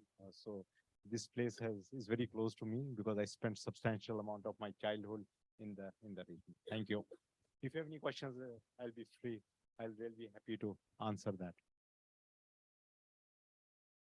Anything I was not clear, anything which I was not clear, please feel free. Sir, I have a question. Yeah. Like we are VLSI, the first batch VLSI at IIT Jammu. So what kind of skills Texas instruments like need? So we shall work on, right? So I think TI has gravitated in the past more towards analog. So I think we do a lot of design. So we take a lot of engineers in the analog power supply design. I think it's mostly towards analog, but then we are in the process of taking engineers in the digital domain as well. But then it's mostly analog, and analog is not easy, right?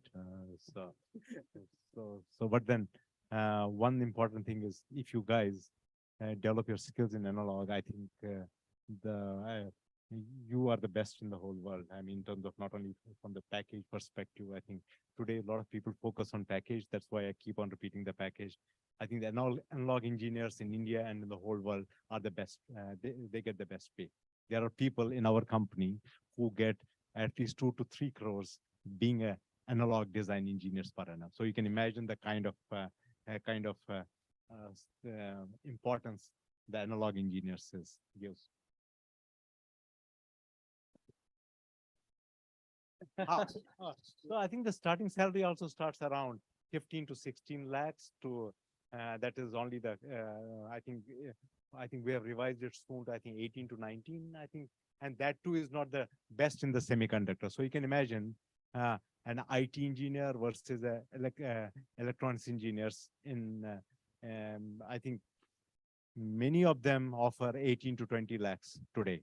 And it keeps on jumping every year, 20 to 25% for at least next 4 to 5 years. So that's why I said by in 5 to 6 years, you are actually making more than the IT engineers by at least 50 to 60% average. And there could be some exceptions here and there, but then on an average, 70 to 80% more.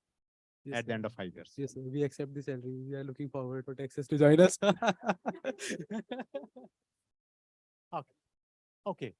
I think when it comes to the students, I think first of all, they should see it as a career, because I know what IT guys did a great job was there was so much of money going to the marketing. What happened was that even now, kids in class 4 and class 5 have started doing programming, the basic programming. I think what we need to do is, I think there is a Government of India under Atal Innovation Labs, start getting together some of the different parts and making some systems. Like, for example, it can be a small motorized system, maybe some systems which can be done to start with. I think that will give you an idea. Or, for example, opening up a cell phone. What does it? I think a lot of people are good at using the cell phone, but can you guys actually open up, rip off the open of a cell phone and then see what all is there? There's the power management part, there's the display part, there's the processor part. That will basically get you more and more involved and see what goes inside a semiconductor. And then you have YouTubes of this world, which can give you a lot of information.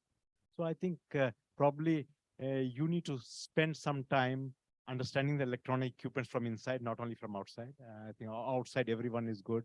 Even our grandmothers and fathers and uncles can use gadgets pretty well. But then I think as an inquisitive mind, you should actually start ripping off some of these equipments, and then I think the interest will start building. And as I think COVID, somebody talked about COVID. I think COVID talk.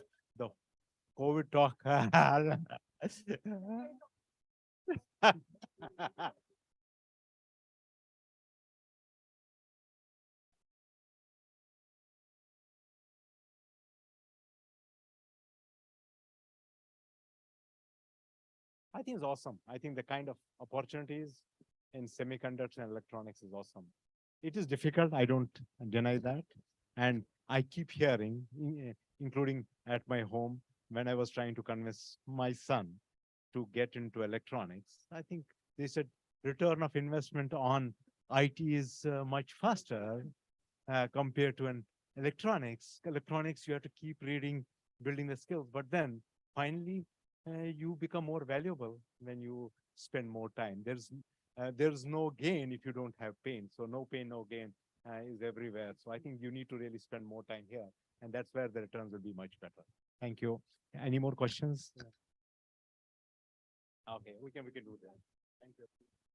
Thank you so much, sir. Thank you so much for this interactive talk. So our next keynote talk is of Nishit Gupta.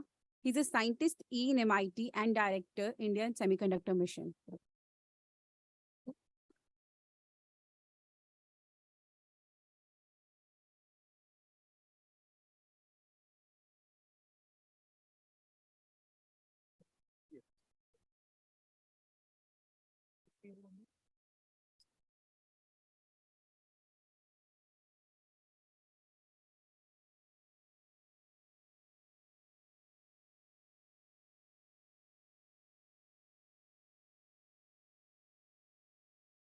This is the first time.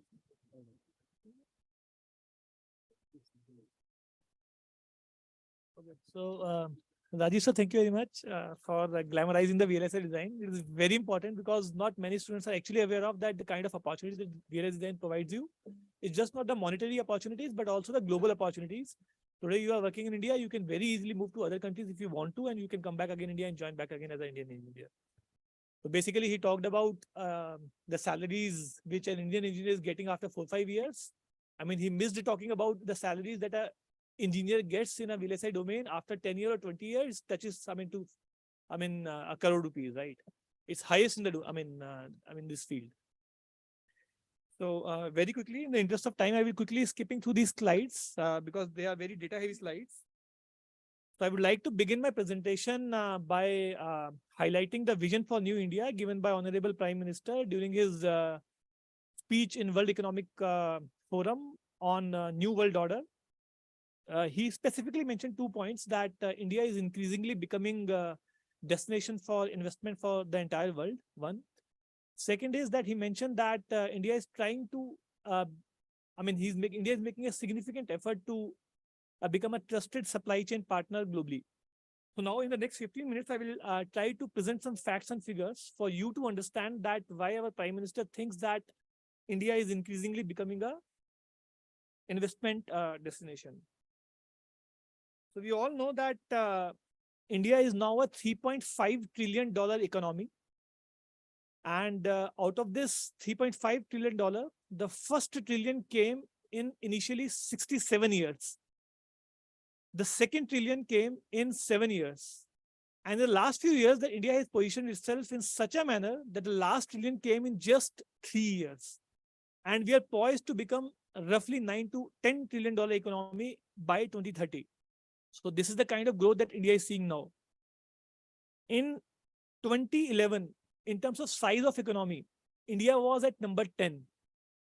In last 1 decade, we have actually moved ahead by 6 positions and have touched to 4th position. And we are going to touch to 3rd position by 2030. India is basically a fastest growing G20 economy today. It's number 1 globally fintech adopter, number 2 in internet user community, and number 3 startup ecosystem. So as per the statistics of DPIIT, today we have more than 85,000 registered startups. We had almost nil 90 months away. And out of them, 3,000 startups are working in the deep tech domain, which has generated roughly $25 billion VC funds every year. So this is higher than many more countries, including China.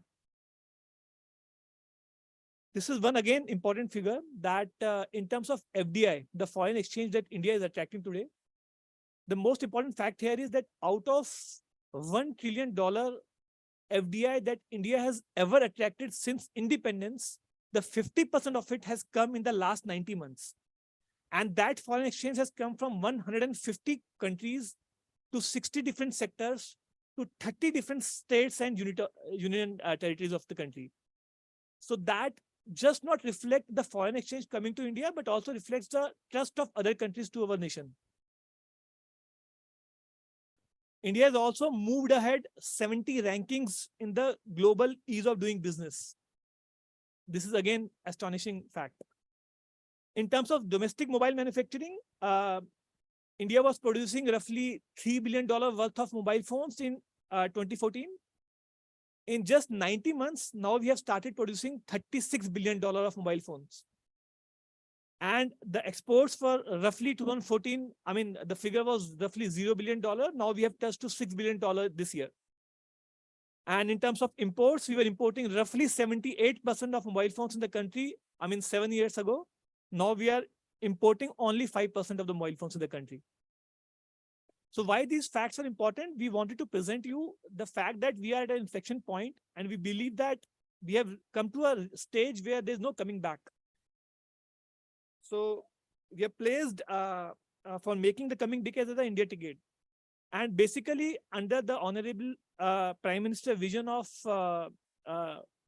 making India a global talent nation, we are trying to make all the schemes basketized in 3 different domains. One is New India for Young India, 1.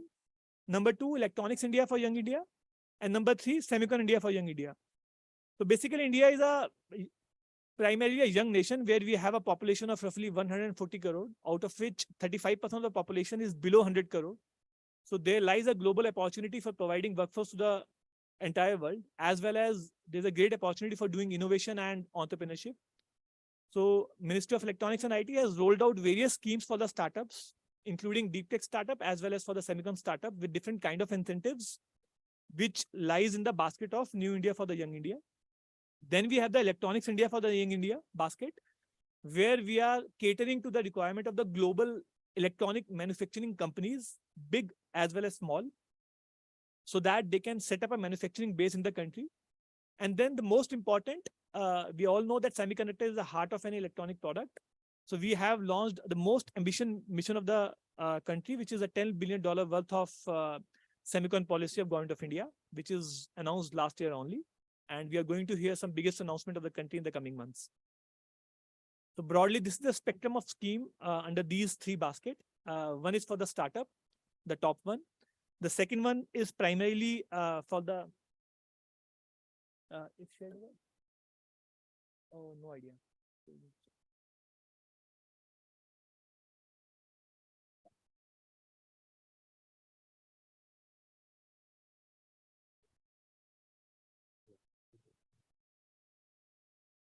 Okay. No.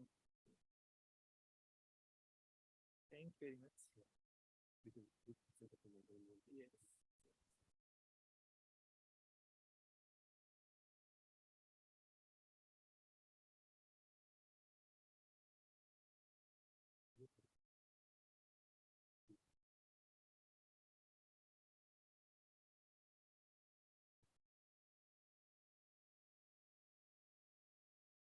Fine. So basically, these are the schemes rolled out by Ministry of Electronics and IT. We have similar schemes from other state governments as well as other ministries too. So the top basket is primarily for the startups, which is coming in the basket of Young India. The second is for the Electronics India schemes, where we are catering to the requirement of big and small electronic manufacturing scheme. And the third basket is for the Semicon India scheme that I will be touching upon in the next few slides.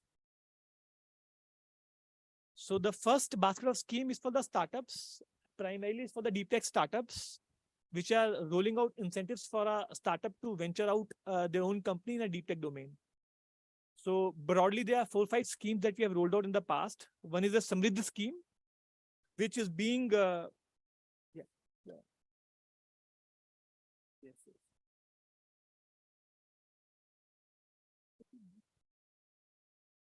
Not changing. Okay. I think you need to share the screen entirely and then full screen. Oh. Yes.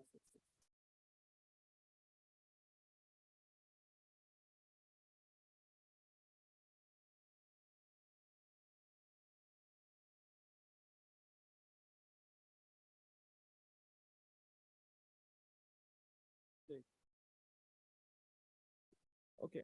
So the full form of the Samriddhi scheme is Startup Accelerator of MIT for Product Innovation, Development and Growth, where the MIT is offering through accelerators roughly 40 lakh rupee.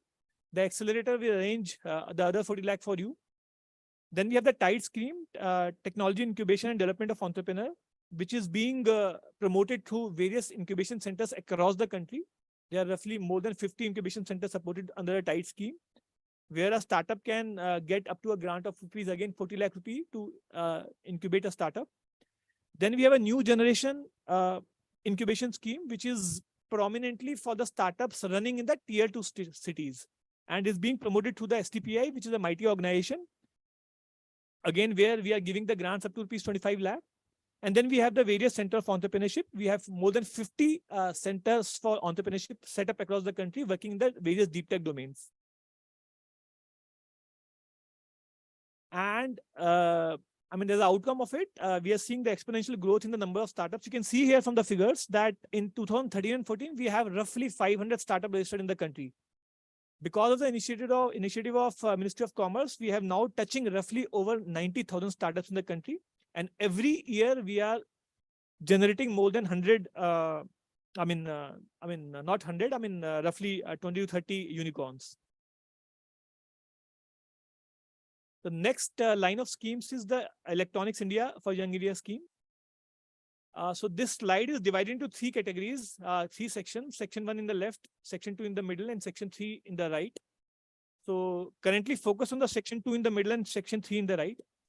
So the section 2 and section 3, I mean, these 2 and 3 schemes are prominently for the companies which want to set up a manufacturing base in the country. For example, you are a company which want to manufacture a mobile phone like a Foxconn for the Apple. You can get various kind of supports under this scheme. So the middle schemes are announced by the Ministry of Electronics, and the schemes at the right-hand side have been announced by various other ministries. The total outlay of these 3 set of schemes are roughly $30 billion. So I'm not touching base with the details of these schemes like PLI production link incentive, which incentivize your sales offset. Then we have the capex link incentive, which reimburses you the infrastructure cost. And then we have the development of electronic manufacturing clusters, which actually gives you the incentives for setting up the infrastructure, land, buildings, and other things. And because of these schemes, we have seen a massive leap in the domestic production of electronic goods. You have seen that, I mean, in 2016, we have a total $37 billion of electronic good manufacturing happening in the country. Now we have more than roughly $75 billion, which is going to touch roughly $300 billion in the next 4 or 5 years. Last but not least, the Semicon India scheme, which has been announced in the last 1 year, a $10 billion scheme, roughly the total outlay is 76,000 crore by Ministry of Electronics and IT, Government of India. So we understand that semiconductors are the heart of electronics, and there is an opportunity of $110 billion in the coming years, and government want to cater to that opportunity. So this scheme was launched by Prime Minister in December 2021 with a total worth of $10 billion to support the semiconductor and display manufacturing ecosystem. So broadly, what this scheme talks about is that there is an incentive on the table for the global companies and the Indian companies for setting up of semiconductor manufacturing fab, display fab, ATMP and OSATs, and compound semiconductor fab. On top of it, various other state governments are also giving 20% more incentive. So there are more than roughly 70% incentives on the table by government. So if you're a company, you want to initiate a semiconductor manufacturing unit in the country, you are getting 70% of incentive support from the government, which is also in the form of upfront grant. Then for this community today in the hall, another scheme by with the name of Design Link Incentive and the Semicon India scheme. So if you are a startup which is intending to venture into a chip design space, you will be getting a 50% reimbursement for your chip design incentives, as well as you are also getting the incentives for your, free of cost support for EDA design tools, which you can make use of for starting the company. And the total outlay of this scheme is again 100 crore, and per company, I mean, you can get support roughly up to 15 crore rupees, 15. And once you go to the market, sell those chips in the market, you can again get support up to rupees 30 crore per company. This is the artificial ceiling. I mean, for a company which is promising, the ceiling can be increased. So one more initiative I would like to talk about, which IIT Jammu is going to be a part of in the next 5 years. So MIT has initiated a series of special manpower development program in the area of VLSI design in the last 25 years. This is the longest running program of ministry. I mean, it started way back in 1998 with only 19 institutions part of it. Then in SMDP phase 2, we included 32 colleges. SMDP phase 3, we included 60 colleges. Now in SMDP phase 4, with the name of Chips to Startup, we are going to include roughly 113 colleges, out of which 104 has already been identified, which are going to be announced in the month of April. The total outlay of this program is 250 crores.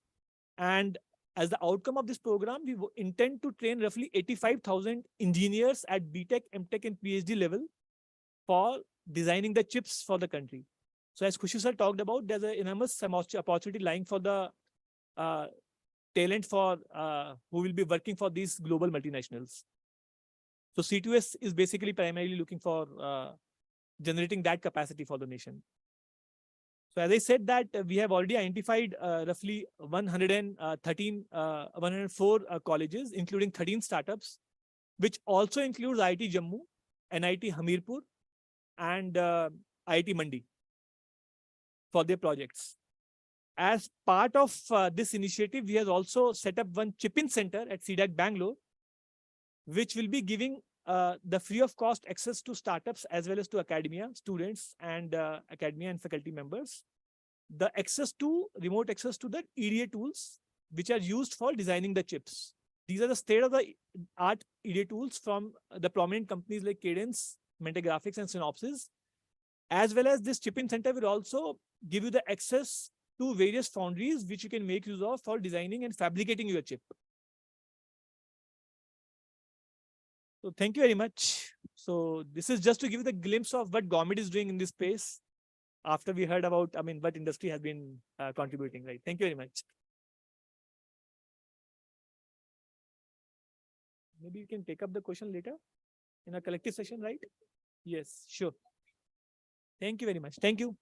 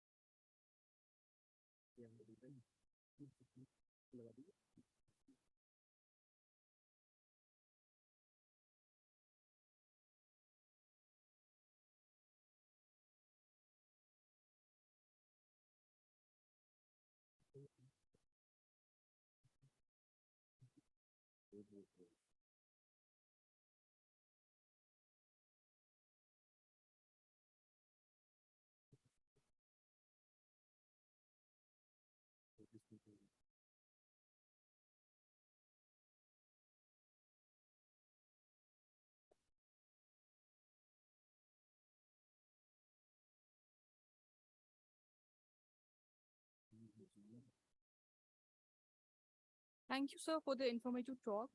Now, we would request Dr. Ambika Prasad Shah, coordinator.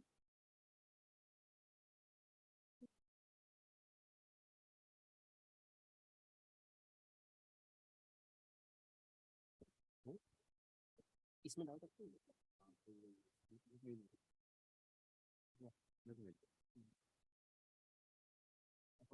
हाँ, मेरा mail.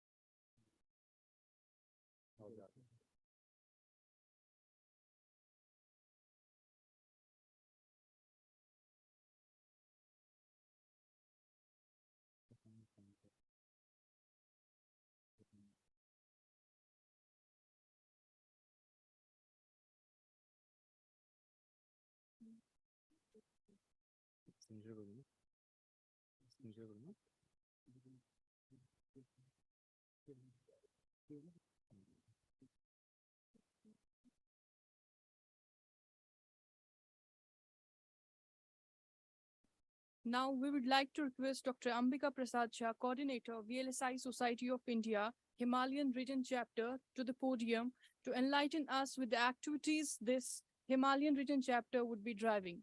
Over to you, sir. So, thank you very much, everyone. Especially thank to all the institutes from JNK who came here for attending this session, and especially to the school kids who came here because for technology people this is really very good, but they took interest to attend these things, this kind of activity. So this is really we appreciate your efforts, your interest into the semiconductor. Before we move ahead, I just wanted to highlight what kind of activities we are going to conduct at this center or at this regional chapter. because we already have 2 chapters. One is in Gujarat, second one is in the Madhya Pradesh. So third is the Jammu or Himalayan region, where that JNK, Ladakh, and the Himachal Pradesh is the part of this regional chapter, right? So if I talk about what kind of activity which we are going to host here, yeah. So initially, what we are planning. So as I just told you, we have 3 states basically, JNK, Ladakh, and the Himachal Pradesh. So the major objective of Himalayan region chapter will be first, will be like capacity enhancement for manpower development. This is the first activity which we are planning. Second activity is the certification program under the NEP 2020. This will especially for the school kids who want to take interest into the semiconductor side. They should learn how to move ahead with this technology like VLSI or Semiconductor 1. So this is the certification program they can finish by completing their 12th with that one only, so that they will have some idea about this one, like how we should move ahead, how we should select the program, or if they are targeting for BTech or any other kind of courses. So they can think about software is not just only domain where the people should work, right? VLSI is equally important and even more bright future than the software. So this is, I'm not just saying because I'm from VLSI, it's reality. So if you see beyond software, we have something, and that we call it VLSI. So you need to take interest into it. So this particular certification program is dedicated to the students only, like school kids only. Brief outline I will tell you later on, like what kind of activities, how you can register these kind of courses, how you can do this kind of certification programs. So that will be circulated in due course. The next one is, yes, of course, the major objective of VLSI Society of India is to open up the BTech program in VLSI, because VLSI is the need of hour. So this is the major objective, and we are targeting at least we should have BTech in VLSI in at least 10 institutes in JNK and Himachal Pradesh. So which we are targeting. We'll try to motivate the institutes like SMVDU, some Baba Ghulam Shah University, IIT Jammu, NIT, IIT Mandi, NIT Hamirpur, and other institutes, IIT Una. There are many institutes, very premium institutes, which are the part of this one. So I think we have this is the first chapter where we have 2 IITs, 2 NIT, 1 IIIT. So you can say this is a very good chapter is going to like, and we have very good enthusiastic team like Dhana and Sankalp, we are here. So probably we'll try to move ahead with the great vision. Next activity that we are going to do, like especially for the faculty who are working in the VLSI domain. So faculty development program, how we should move ahead in VLSI. So they can register for this one. We will timely do this kind of activity, at least for 1 week, so that they can learn about what recent trends is going on in VLSI domain. So they can learn all those things. Next one is the internship, which is really very, very important. We are already providing internship to the colleges nearby. Many students used to approach us for the internship, summer internship for 2 months and other things. So we are doing those things. We'll also try, because in this chapter we have industry people as well. So we'll try to accommodate institutes like students into the industry as well, not to the academia, just but into the industry as well. So that they will know what industries are doing, what is the gap between industry and academia, how we can fill those gaps. So this is the objective of this internship. So they can work on the real problem what industry is doing. Okay. And the last one is short-term courses, especially for students. This is what, if they want to learn something, especially like some tools they want to understand, then this short-term course will help you in this regard. And the training program, yeah. And yes, so this is what your objective is, Dr. Satya Gupta. You want to have some fabulous kind of startups. So we are targeting at least 10 fabulous startups in JNK and Himachal and Ladakh, of course. So this is what we are targeting for next 2-3 years. We'll try to come up with this one. Let us see how much we can achieve. And of course, the infrastructure and lab development, like suppose we can, like VSI and the IIT Jammu can help the institutes who are not that much, they don't have too much infrastructure, especially in the VLSI. So we can help you in this regard, how to move ahead, especially in the VLSI domain. So this is what the major activities which we are planning in this VLSI Himalayan region chapter. If we talk about the participating institutes, we have some, yeah, if roughly if we talk about, we have 93 degree colleges, 37 ITIs, polytechnic, engineering colleges, 9 universities, 3 NILETs, in JNK and Ladakh, including like we have one Srinagar, one in Jammu, and one is in Leh, and NIT Srinagar and IIT Jammu. So it is not like Jammu is very backward in academia and in technical skills. We have huge infrastructure, we have huge colleges, huge very good number of universities. So we can do we can try to fulfill all the objectives what VSI is looking for. So we'll try our best to do that, right? So we have decent numbers, right? So it's not like we have less numbers. Similarly, for Himachal, I was not knowing about the numbers, so I just added 3 institutes. One is the IIT, NIT, and the IIT Una. Other than this, there are very good institutes like I think JP Institute is very good institute in Himachal, and some other institutes. Yeah, these are some startups that are related to the electronics in Himachal region. So I got information yesterday from Dr. Hitesh.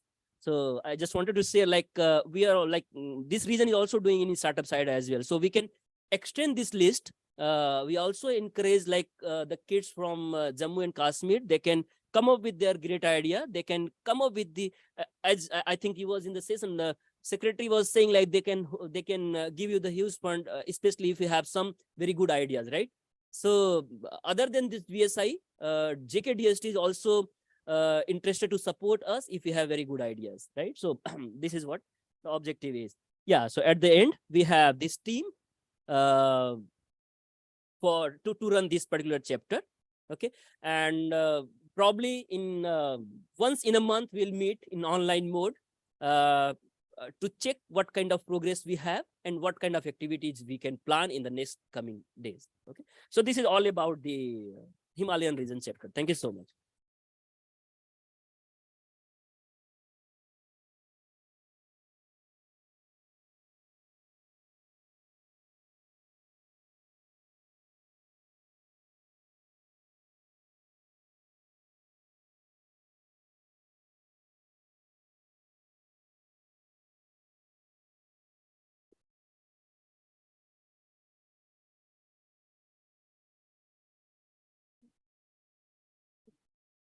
Thank you, sir, for enlightening us with the activities this chapter would be driving. Now, I would like to call Mr. Dhanapati Krishnamurthy from Intel to enlighten us with the talk.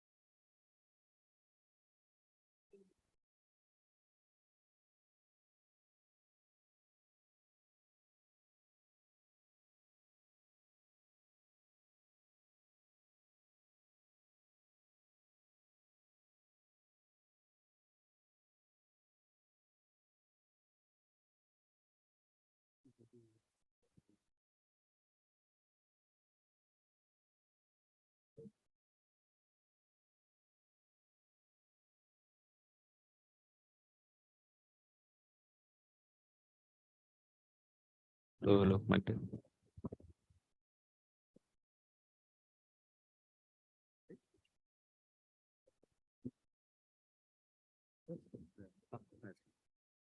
Good.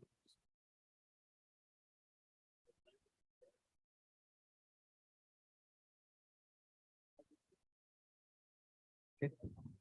Sounds good. Okay. Yeah. Thank you.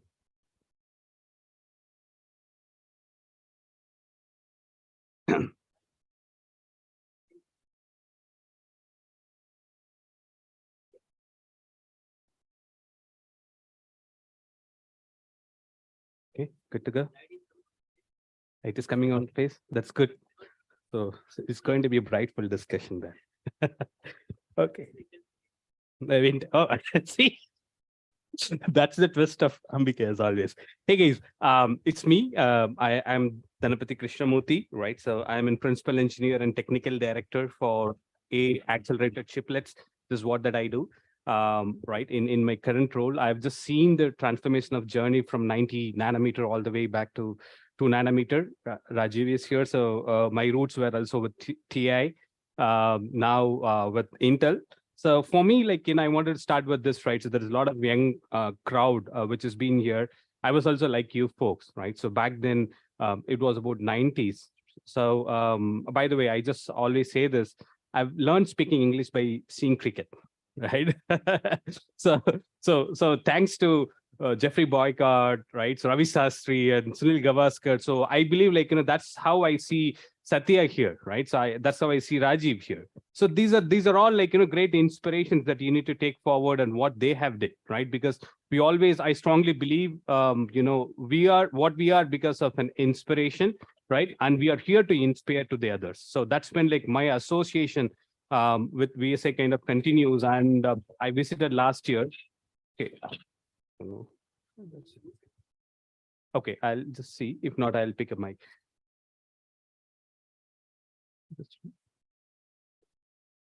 This one. Okay, I'll put it in the hand. So my association with VSI kind of continues with specifically on Jammu from last year. I'm been in the same seat of VDAT, right? So moderating a session back here. So, but what I liked is about the participation from the students and as well as the faculties over here, and the interaction have really drawn me here, right, for this. So I wish to have another very wonderful discussion in terms of, I'm more than happy to share my journey in terms of what have inspired me into a VLSI, what I am probably, like, trying to do. Maybe as in context setting, I'm just putting some of an examples. You could probably ask for a salary already. Folks have talked about it. What is an opportunity? How to start with an VLSI, right? So where is VLSI? Of course, we all have this question. We are all talking about VLSI. Where is it probably the VLSI? So what are probably, like, the short-term courses that you have to do? What is that? Okay, I'm probably a student, right? So what should I have to do about it? Okay, I'm in a BTech student. I'm probably doing my scholars, right? So how do you probably get into this industry, right? So probably we can all discuss about it. And I would just say we have really a good set of panelists to answer those questions to you, right? With that note, let me just invite Nishit, right? So Nishit needs no introduction. I think we reserved the best of his questions for you. I think you have to catch him, right? So one thing that I would just probably, wanted to mention Nishit, of course, he's a scientist and director on technology, but he's also an industry expert. When I look at his profile, he's a validation engineer. So validation engineer makes sure whether you're right or wrong. He's kind of, when you give your paper submission, your teacher corrects it, validation engineer has to correct it. Only then every chip has to fabricate it, right? So, and he had a great presentation. I welcome Nishit here. Please have all your questions posted to him.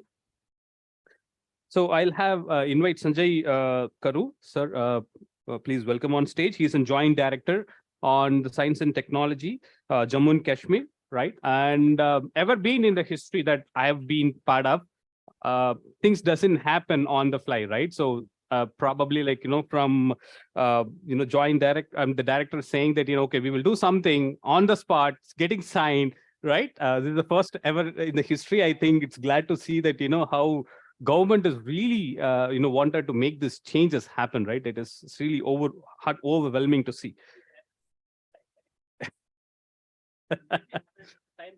Exactly. It runs at probably at multi-gigahertz frequency there. So, yeah, of course. So may I just invite Ashwini, Professor Ashwini, right? Yeah, so he's an associate professor from NIT Hamirpur, right? So his primary research is based on the device modeling, and he has more than 80 plus publications. So students probably, like, catch him up if in case how to, get into this academy side of things, right? And probably last but not the least, Sankalp, right? So in the modern day of VLSI design, you cannot do anything without the tools, right? So because of the complexity in nature. So Sankalp is a university program manager from Synopsys, right? And very importantly, he's an assistant professor in the past of his role, and he did his doc and postdoc from NCTU, right? NCTU from Taiwan. So I think you can probably talk more into in terms of like what it takes to get into the industry from the academia. He's probably the most recent and the relevant one. So with that note, we have not prepared any questions, and we anticipate the session to go beyond 45 minutes because of your overwhelming participation. So with that, over to you. So who's first? Who's going to break the ice? Oh, okay.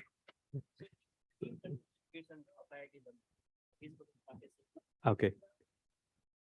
Oh, so it's going to be a tough question. We wanted to set up 1,000 fabulous companies, I would say, fabulous design companies. So what does it take to set up a fabulous design company, and where do you get the customers for it? Okay. Maybe, yeah. Maybe.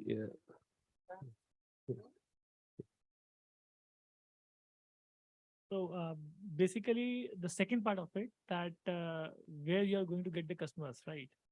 So no fabulous company across the world can only survive by serving the domestic customers. So you have to get out and search for the customers abroad and across the world, right? That is one.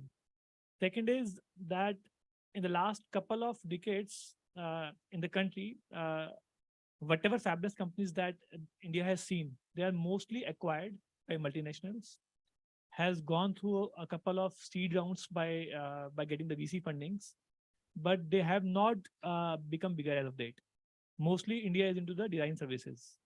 But now understanding the fact that India need to generate IPRs, patents, and products of their own, the government has rolled out these incentives that if you are a company, if you are a student who want to venture into a new design company, so government is rolling out a couple of offerings, 2 or 3 offerings. One is that the design tools are made available to you at your doorsteps at no cost. That is one. These are the state-of-the-art design tools going up to 5 nanometer. Synopsys team is here. Synopsys has offered us the same design tools that they are offering to Intel, Qualcomm, and Broadcom. That can be accessed by startups remotely. That is one. Second is, you will be given a good support for the designing the chip in terms of financial incentives. In all kind of requirement, like if you want to hire the engineer, the salary will be taken care of. You want to fabricate a chip at, let's say, foreign foundry, the bill will be reimbursed by the government of India, and many other supports, right? And then once you go to the market, you sell the chip. To make you competitive, the part of the chip sale will be reimbursed by the government. So that, you can compete with the Intels and other companies, right? So these are the support structure that government of India has rolled out. Satya sir, you would like to add here?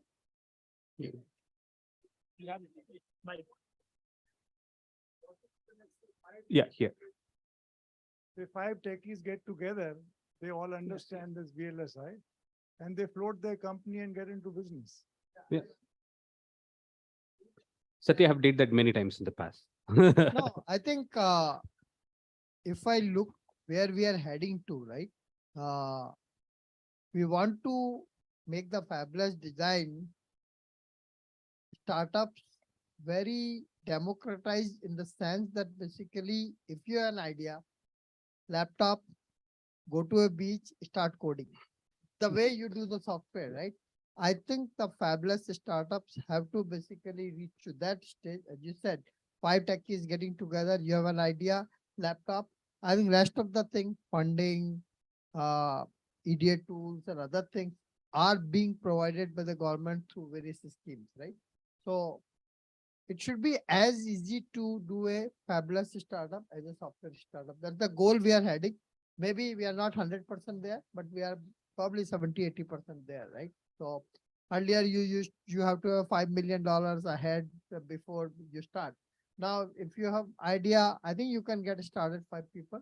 And once you have idea a little bit matured, then basically, but what Nishit was saying about the global thing, right? The biggest problem is not these problems we can solve, but what the entrepreneurs have to solve is what product to build.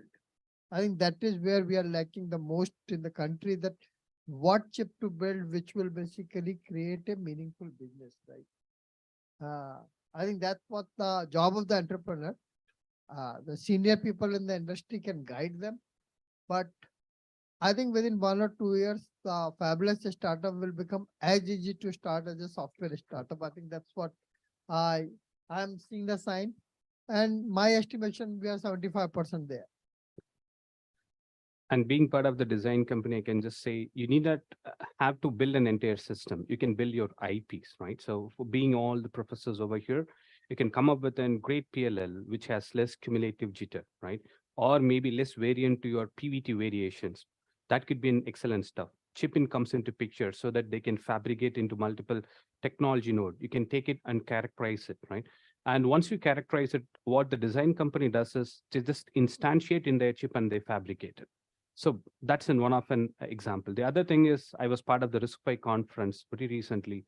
They have great challenge in terms of how do you verify the RISC-V. RISC-V is a great movement. We are all ready to support it, right? So the challenge of RISC-V is that you're changing your ISA, which means so-called as an ABC, the characters you're changing it. So how do you verify it? Great opportunity if you can come up with how do you verify risk, right? And verification methodologies. It's an excellent opportunity. When we look at an VLSI startup, it can be in systems, it can be an IP, it can be in verification solutions, right? Or it could be an EDA as well, right? So specific to RISC-V. So it can be anything. So I think the ecosystem is rightly in place.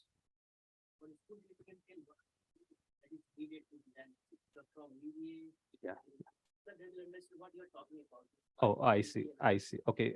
Yeah. So maybe that's to answer your question to Professor, but I'll reserve that for certainly the last. But I will take one more audience question and then I'll more than. Absolutely. Yeah. VLSI. Okay. Who knows from the students community what is VLSI? It's okay. It's okay to say what is.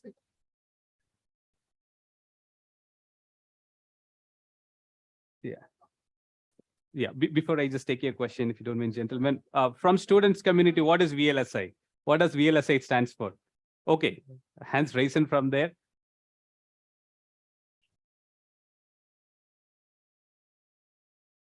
Okay, excellent. So you're from BTech?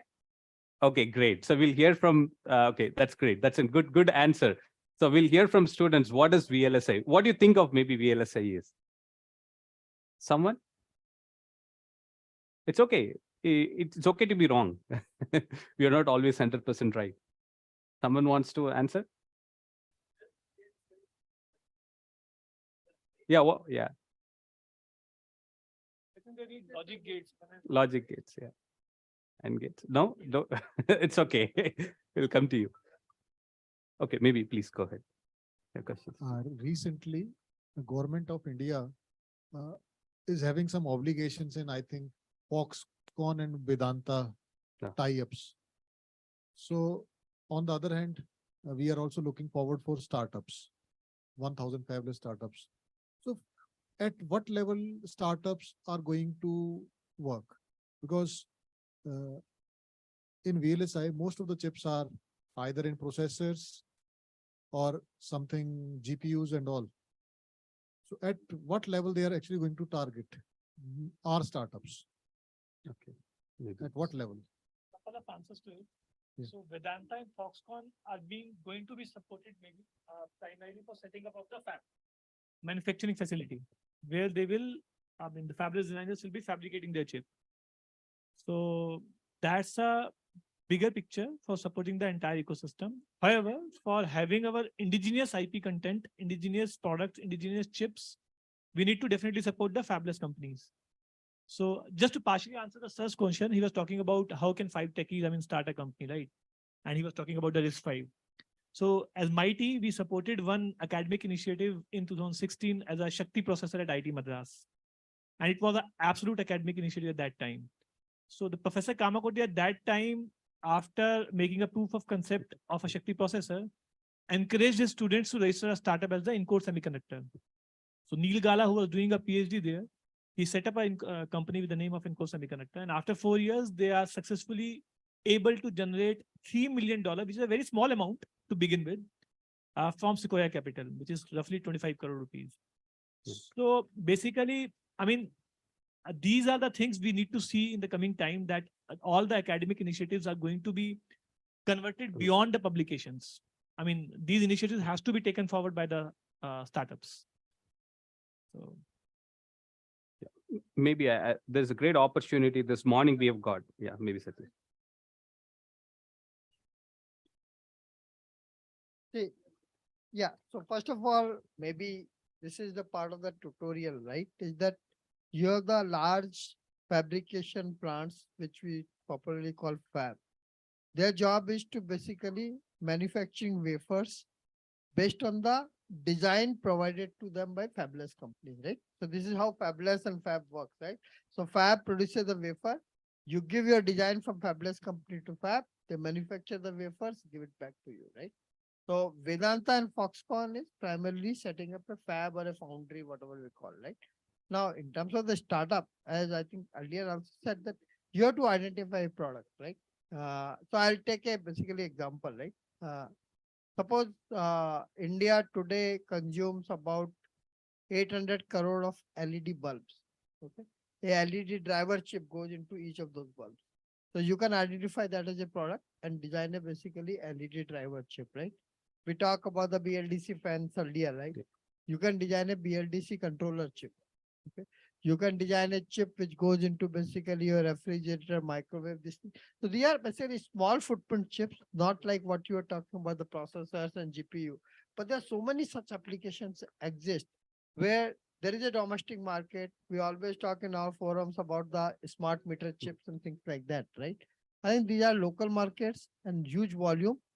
So although you have to go to global, as Nishit said, but local market can give you the initial start. So these kind of the products, other than typically, I cannot just go and start a startup making an Intel processor and things like that, right? I have to find this other thousands of chips, right? We always know about processor, but thousands of chips which goes into your headphone, basically everything which we do, right? I think we have to identify those chips which makes business sense as well as your expertise in that particular area, and then you take it up from there. just to add, Satya sir, as a ministry's initiative, we are taking Satya sir help to figure out in these three primarily areas: LED driver chip and smart meter and BLDC. We are figuring out how these can be enabled in our startup ecosystem. So to add, like, we cannot target an area. It's just my experience. It has to be seen as an opportunity. This morning, I would just say, maybe that also has a segue to your question, sir. So about the solar system, right? So there has been 1,600 crore opportunity, and there is a demand with the local market. So now that is where, like, we have to, come up with a group of professionals or maybe like, academicians saying that how do we solve that problem, right? So the go-to market doesn't arise, right? So when we see it, probably we make use of it or we create an opportunity. So as Satya was always emphasizing that we need to create an ecosystem, right? So it's just not about just making in VLSI chips. We need to create an ecosystem. So it should be, I believe it's going to be on OSAT, it's going to be on the foundries, it's going to be on the systems, the embedded, right? So it's going to be spreaded all across. So startup has to come in all different areas, right? So, but probably government or maybe VLSI Society can give you one or two indicators, but those are all, or maybe the lead ways, but innovation can happen anywhere and we're all here to support it, right? But that leads to segue, sir. So can you add more details or color to what this morning our, the director have said about the solar system opportunity and how, academicians or anyone can just participate it, and what is our drive? Can you throw more light? Basically, this is Science and Technology Department is having two different components. One is, sir was talking about the solar energy. That's about the renewable source of energy. That is being dealt by our state agency, that's J&K Energy Development Agency. So what we are doing is our role is something different. Our role is about the J&K Science, Technology and Innovation Council. Okay. So Innovation Council is basically it's mandated with the more or less just as you know about Department of Science and Technology.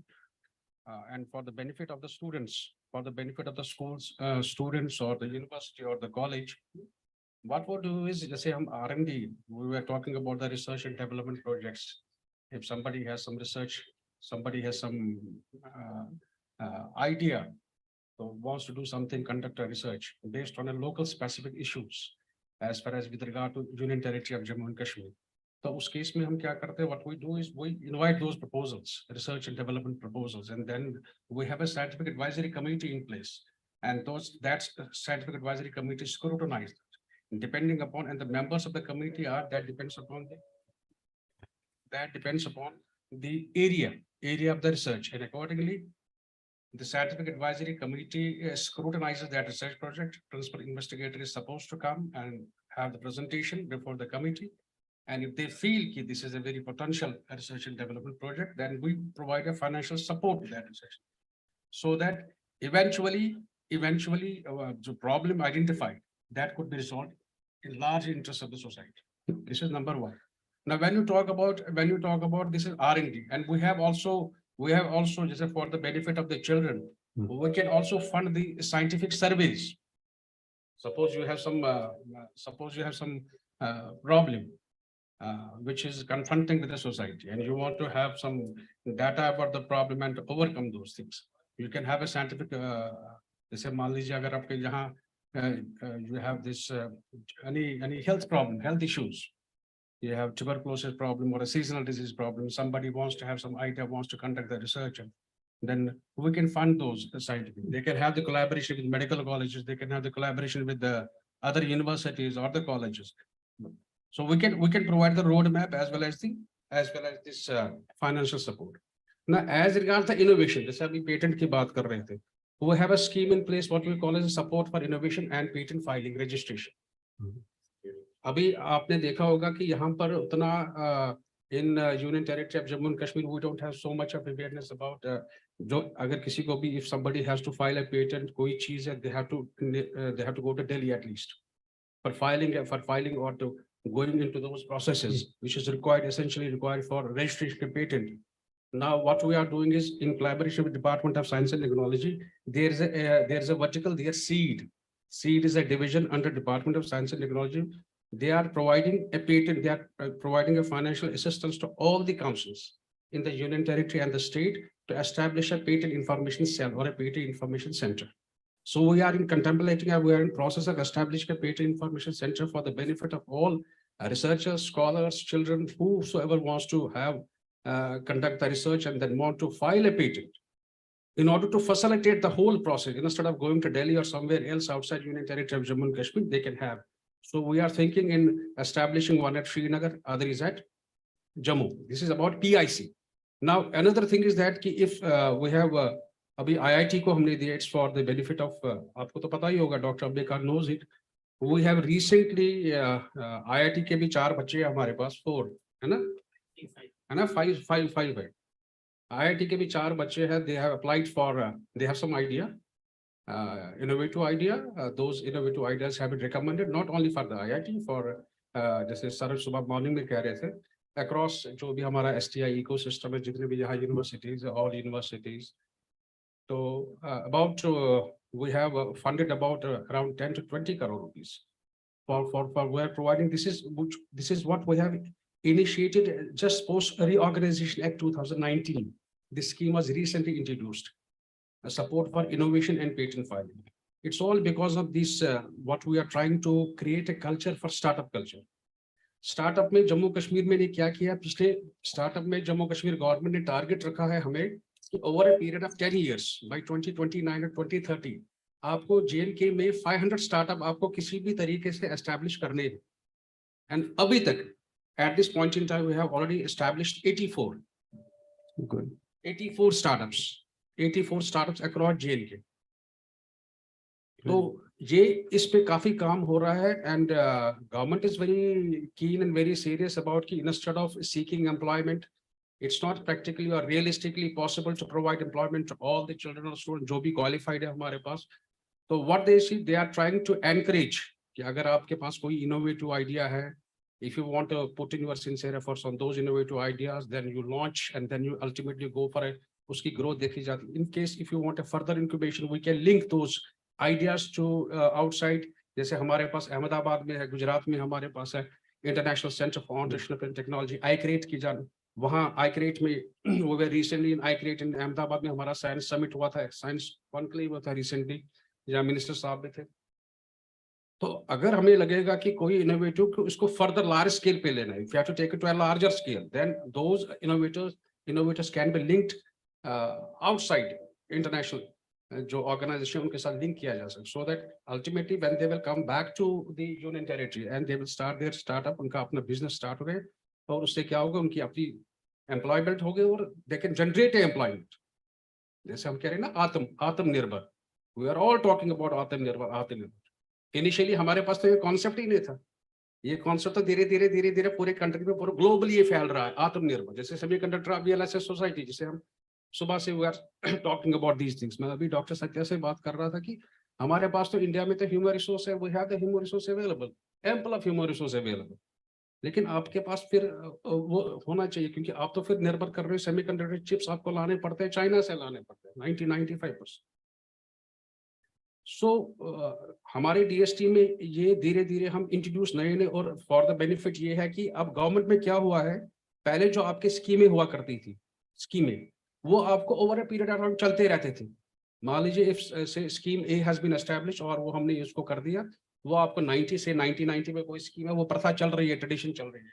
Now it's not true, now it is not true in the government. आप आपका मान लीजिए अगर मेरे पास कोई idea, जैसे sir सुबह कह रहे थे, if you are working on artificial intelligence, मैं सुबह मॉर्निंग में डायरेक्टर साहब से बात कर रहा हूँ, और if you want to do something on robotics और some emerging technologies, we can have a separate scheme for that, provided we are able to convince the government. Government is ready to fund and provide a financial support. It's not that traditional is gone, that concept is gone now. It's all now non-conventional, creative. Now for the children, आपकी एक scheme है हमारे पास, आपके बच्चों की scheme है हमारे पास, we are providing a scholarship to the students. We are providing a science talent scholarships है हमारे पास, wherein we provide scholarship at 3 different levels. One is a student who qualified 10th class, minimum 60%, studying in 11th, pursuing science subjects, eligible for 2 year scholarship. Other level is a student who qualified 12th class, eligible for 3 level. BSc first year, academic first year, second year, and third year, eligible for 3 year scholarship. Then the third level is for the postgraduate, master's degree. Unke liye 2 saal ki scholarship. We provide scholarship at these 3 different levels. The other is for we are providing this, what we call as, we confer young scientist awards annually for those scientists or researchers or scholars who have done significant contribution in their area of specialization. Then another one is that we provide young scientist fellowships, YSF, young scientist fellowship. Suppose somebody wants to go for a super specialty, wants to do something more, depending upon the need he has or she, but for the in-service candidates. Suppose Dr. Abhika is, for example, I'll give an example. He is in electrical engineering. Inka jo core competence, he wants to go super special. He wants to avail that fellowship. He can go. Apart from his salary, he is getting from the parent organization. He is eligible for stipend monthly over a period of 3 to 6 months duration. Anywhere where he wants to go. This is the other fellow. Then we have a biotechnology fellowship. And now S&T Council is. All this scheme is for the school kids, right? Which one? No. Fellowship and award is not for the school kids. Yes. Now for school kids, we are instituting now. We are establishing now. आपके लिए young scientist award हम बच्चों के लिए एक category बना रहे हैं। We are, जैसे हमारे DST में भी है, गवर्नमेंट ऑफ इंडिया में, we are now कि जहां पर हम स्कूल के बच्चों को भी कैटर करें। Just to add one thing. Because as of now, IIT Jammu is supporting, I think we got request from Jammu Kashmir DST. What you have to do, simple, you need to write 1-page proposal. If you have any idea, something you want, if you want to develop some application, or if you want to do something, a small thing, you don't need to make a rocket, right? You have to come up with a small idea. Just write that proposal in a single page, even handwritten proposal is also fine. Submit it to the JKDST. They used to fund it and you can work on this. They used to support it. We are hosting, I think, around 10 innovations from JNK region. And that is supported to the school kids only, right? So this is what I just wanted to say. You can write your idea, send to these people, they will fund you, you can work on them.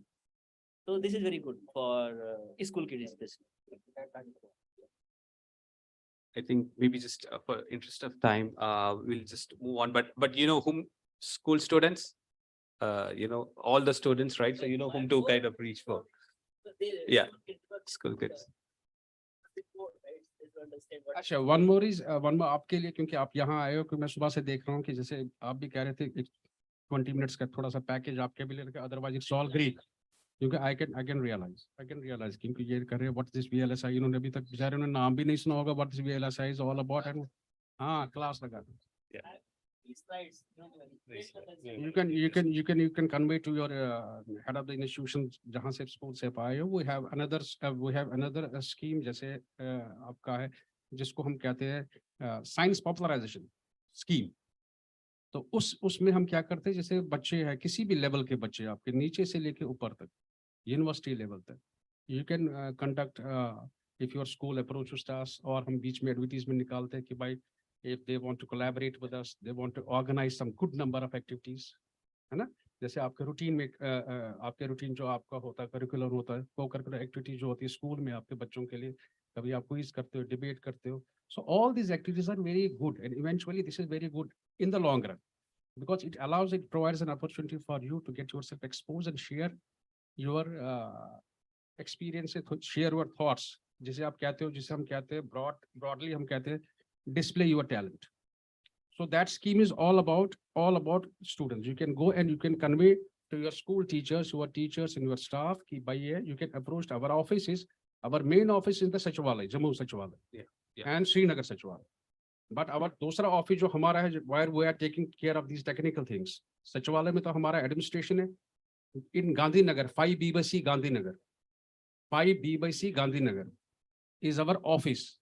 Anytime you can come, whatever information you want, we will provide you all kinds of information. और जो भी आपको कोई support चाहिए, Yeah, I think we are here. DST is here to support. yes. So you got an address.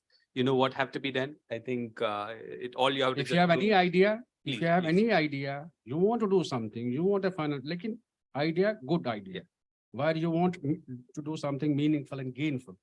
Absolutely. Huh? So just for the interest of time, maybe students, do you have any questions? Yeah, maybe.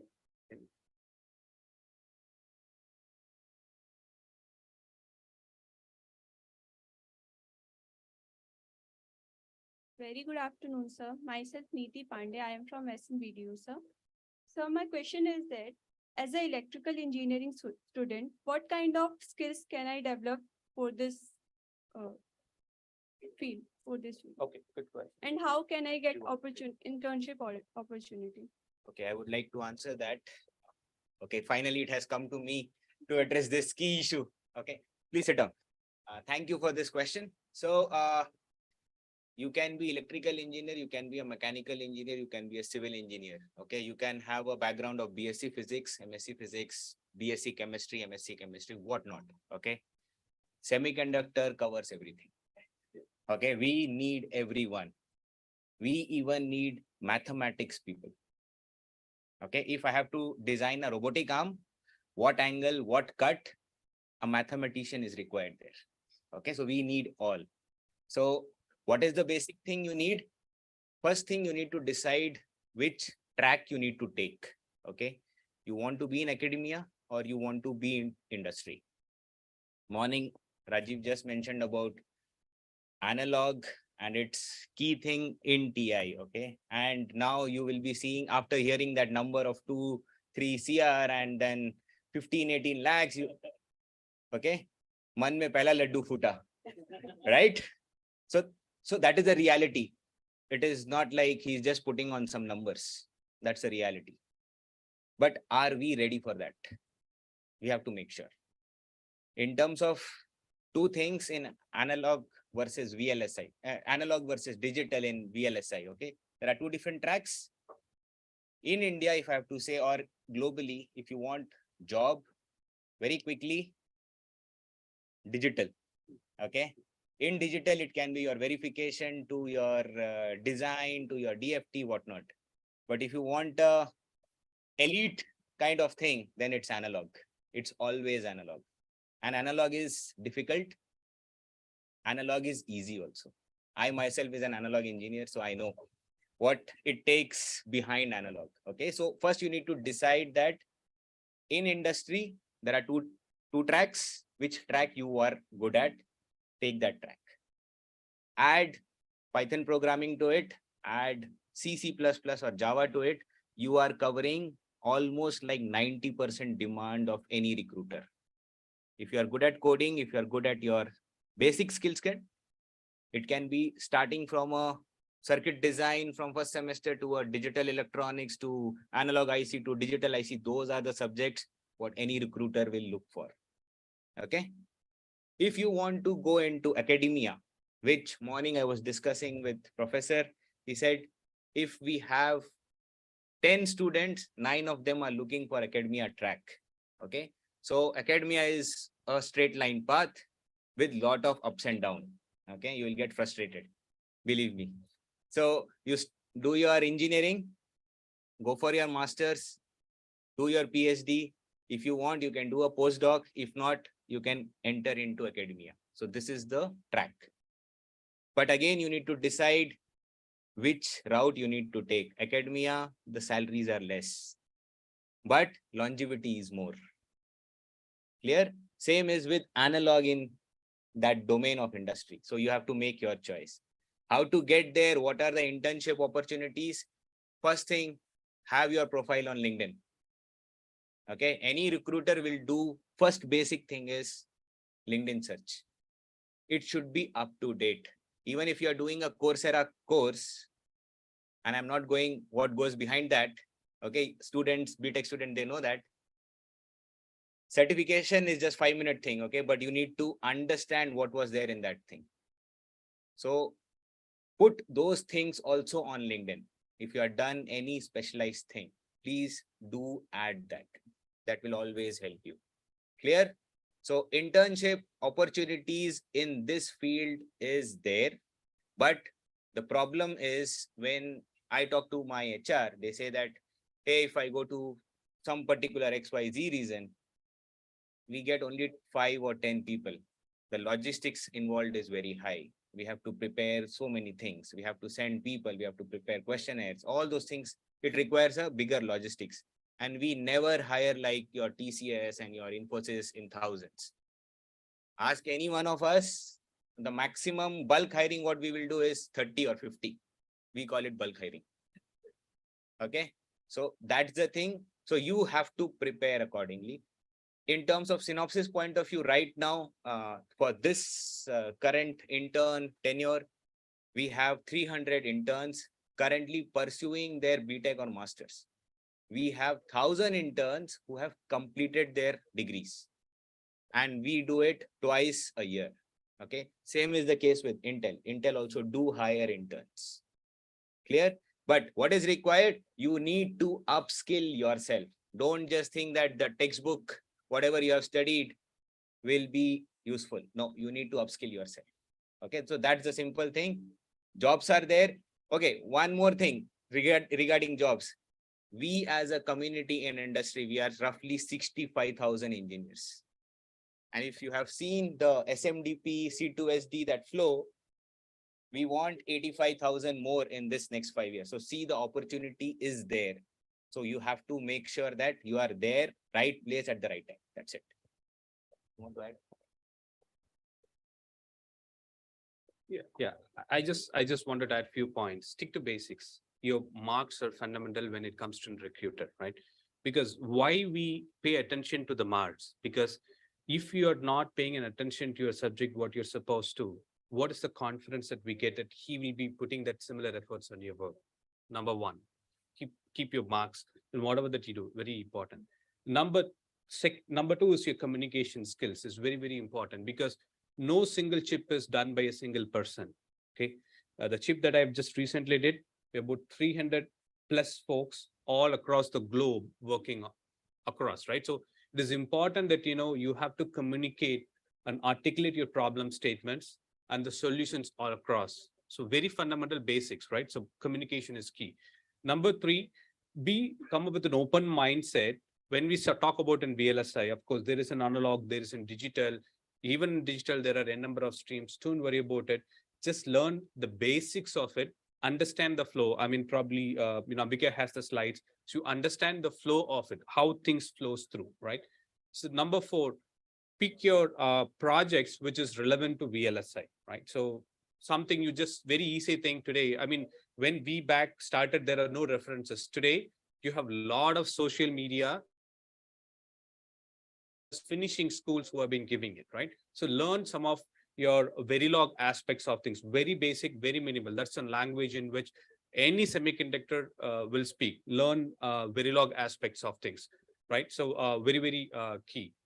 Right. So if you just follow these 4 key fundamentals, I think you will certainly get into. Number 4, opportunities doesn't come along the way. You have to knock your doors. LinkedIn is one such key thing, right? So they don't come to you, because of course the IITs with the help of VSI probably will reach more. IITs has that luxury, but probably not all of them. So you have to register yourself LinkedIn. LinkedIn is professionals Facebook. I have not opened the Facebook for many years. So make sure you update yourself. You look for such opportunities, apply for it, and exhibit these 4 criteria that I have just shown, right?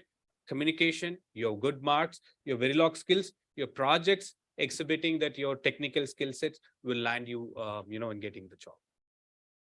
Maybe some questions from the student side? Yes, please.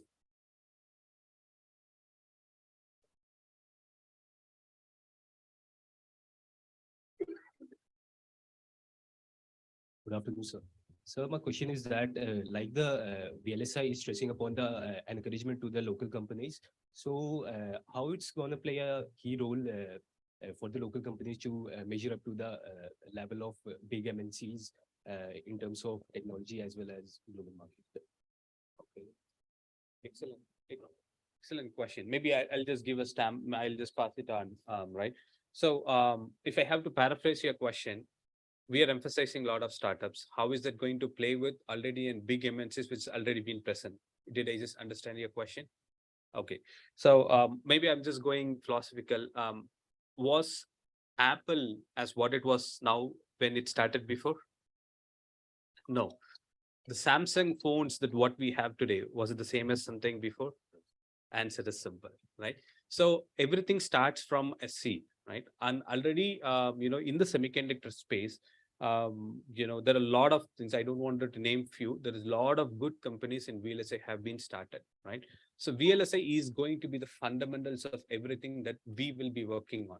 As simple as that, as today that the number of gadgets that I wear post about I'm maybe beating more than 100 devices, even the personal device that I have. A single phone has more than 50 plus devices that it has, right?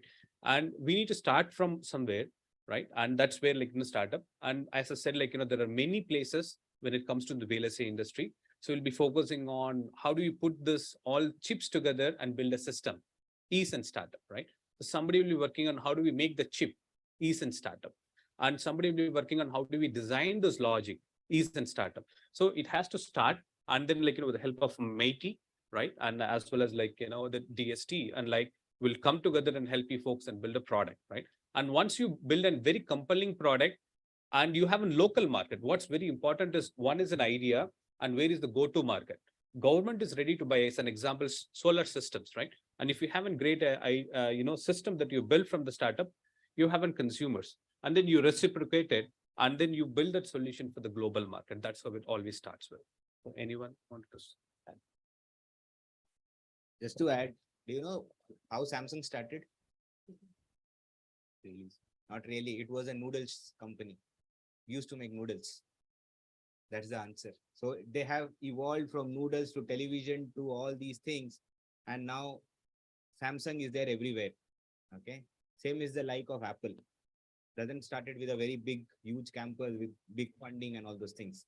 Just started in a garage. So, Good question. So for students, I have something. Yeah, morning we just discussed this. So we are planning to do something on this. Satya just mentioned. Yeah. Plug in properly. Yeah. That basically tell them basics of VLSI. VLSI and all those things, then we can plug in. Sure. So this is just a simple thing. Okay, you know what is this? a USB pen drive. Okay. When we talk about VLSI from morning, we are hearing this word. So what is the memory size of it? Maybe 32 GB, maybe 64 GB, maybe 128. Size is same. What is changing? The small chip here in black color on this green color panel, that is changing. Okay. So when we are able to integrate more number of transistor on a single chip, we call it VLSI. That's very simple. More the number of transistor, we can do more number of operation. Clear? Now that we have these phones, smartphones coming up, right? 50 megapixel camera, 100 megapixel camera.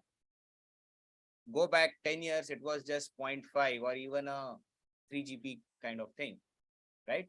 Now we are talking in megapixels. So mega is 10 to power 6. 1 into 10 to power 0, 0, 0, 0, you need to add 6 times, right? So that is what is VLSI. Understood, students, school students, you are 10th, 11th and 12th grade students. Just now I got this information. So you need to be very clear that how you are able to do that. That is very important. And that's the track for your BTech or your masters where you get all these skills. Just to add, back then when I started VLSI, we had a floppy drive. I used to store 10 pictures of mine. and that's this big size. And it's considered as like, one of the very high expensive thing, right? So in our colleges and in schools, and we have to give.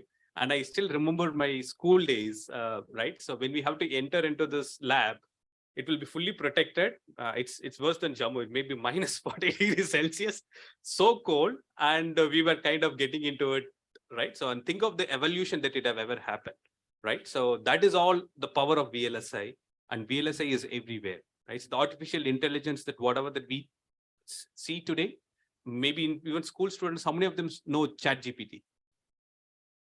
Everyone? Yeah. Yeah.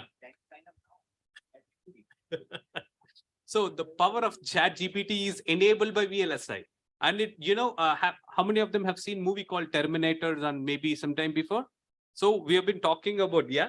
So that is AI, right? So of course, AI will not go there. That's a different topic. But we have been there in the movies, right? All the fantasies comes to the reality just because of VLSI. So if you all choose VLSI, you can be in magicians of tomorrow, if I have to put it in the simple words. Okay, with this, we'll conclude this. And thanks for the esteemed panelists. We are all around here.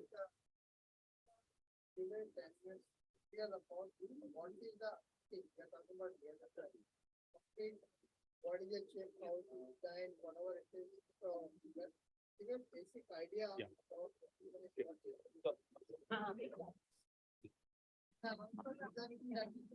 So for students, please stay back. Ambika has an Excel.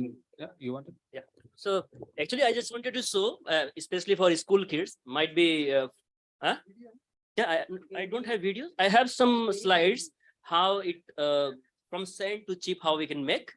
And so that they will get idea how we can make the chips and what is the circuits and other things. So I will take only 10 minutes, but this lecture is for at least it will take 1 hour if I will take properly, but I will take only 10 minutes to complete it, right? Yeah, please.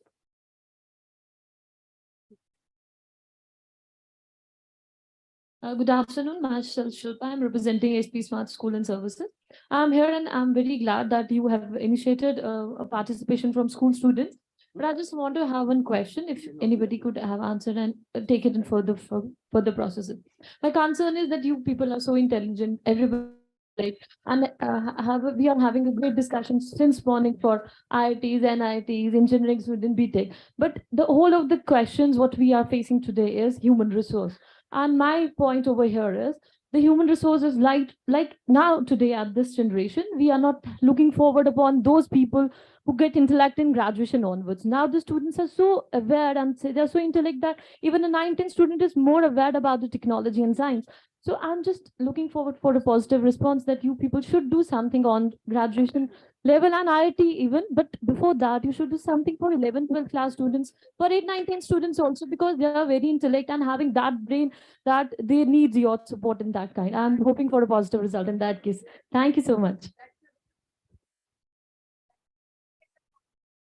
Yes, ma'am. It's very privileged to be here, ma'am. But my concern is that, yes, actually, because I'm myself an administrating officer in the school, and my concern is that most of the intellect has been taken away by the glamorized coaching centers. And by, like, now I can understand, like, your scientists and the teachers and the Mr. Gaur and so the director, they are not being glamorized by coaching institutes, because they take away the glamour, they take away all the intellect of the schools, some far away from the actually where they have landed up.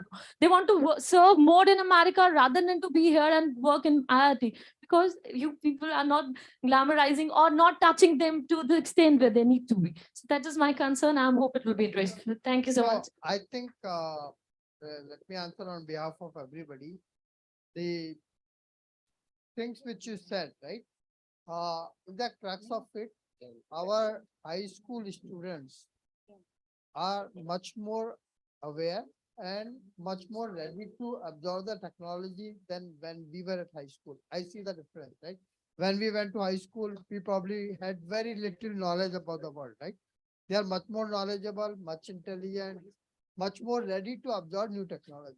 So this whole regional chapter concept has been created with those people keeping in mind. Because if in my BTech, the right students don't go to the BTech in electronics and VLSI, right?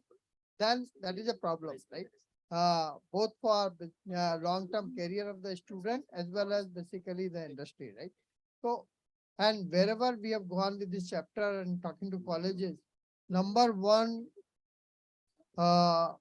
thing from the faculty of the engineering colleges is that everybody wants to take computer science, nobody wants to take electronics anymore, right? So I think through this chapter, we are creating this awareness. So whatever Ambika showed us 7, 8 things, other than that, we want to do a awareness program in the school. We are also creating a mobile exhibition of what, just like what Sankalp showed, but much basically all the different aspects of the semiconductor, electronics and chip design. And we will basically make students exposed to it so that their interest grows in this area. Obviously, they have to make their own decision what branch they take, but we will provide them the right information, knowledge, awareness, and excitement about this area so that make the right. Yeah. No, we are that. No. So that's what the VLSI Society and this chapter team is going to do. And see, another thing is we will get some global icons to basically talk to the students through the online platform.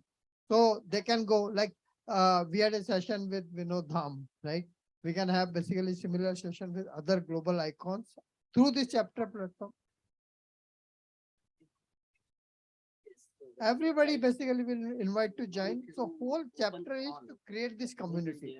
So the teachers like you are part of it, so that we can reach out to students. Because yeah.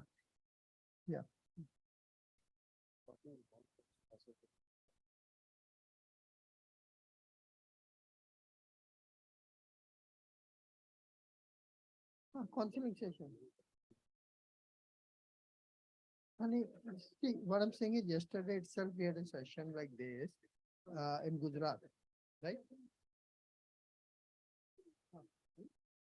So I think you can ask, let me call him whether he is there. So I think Dr. Srinivas Bopu, I think from IIT Bhubaneswar, you are here, right? Yeah. Stop sharing. Yeah, okay, fine. I think you can unmute yourself. Yeah. Yeah, okay. We are unmuted. Okay, good. Fine. So yeah, I can go ahead, right? You need to share your screen. So Srinivas, you can share your screen and then. Okay, good. I think again, there's no permission.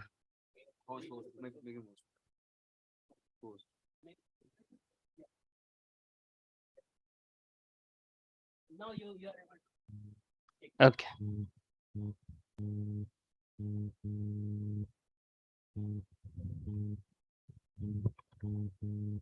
Good morning, good afternoon, one and all present over there, either offline or online. So this is Srinivas Bapu from IIT Bhubaneswar. So on behalf of VLSI Society India and IIT Bhubaneswar, so I would like to invite all of you for the inaugural ceremony of the Odisha chapter of the VLSI Society on May 14th, 2023 at Bhubaneswar.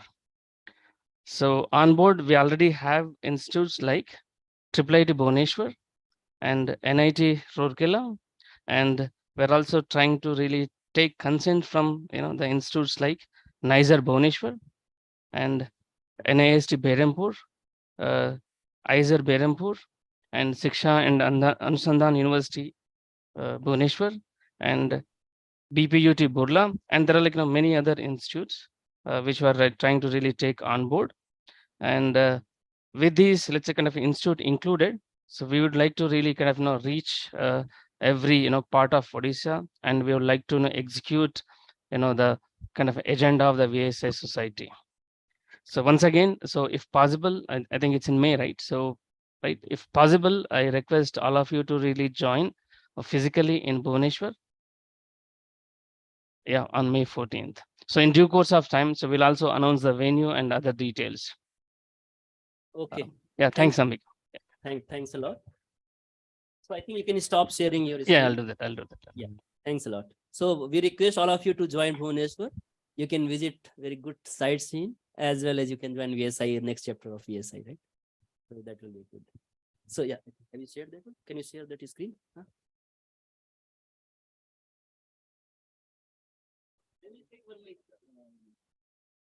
I will take only 5 minutes, then we'll close it. So what are things then?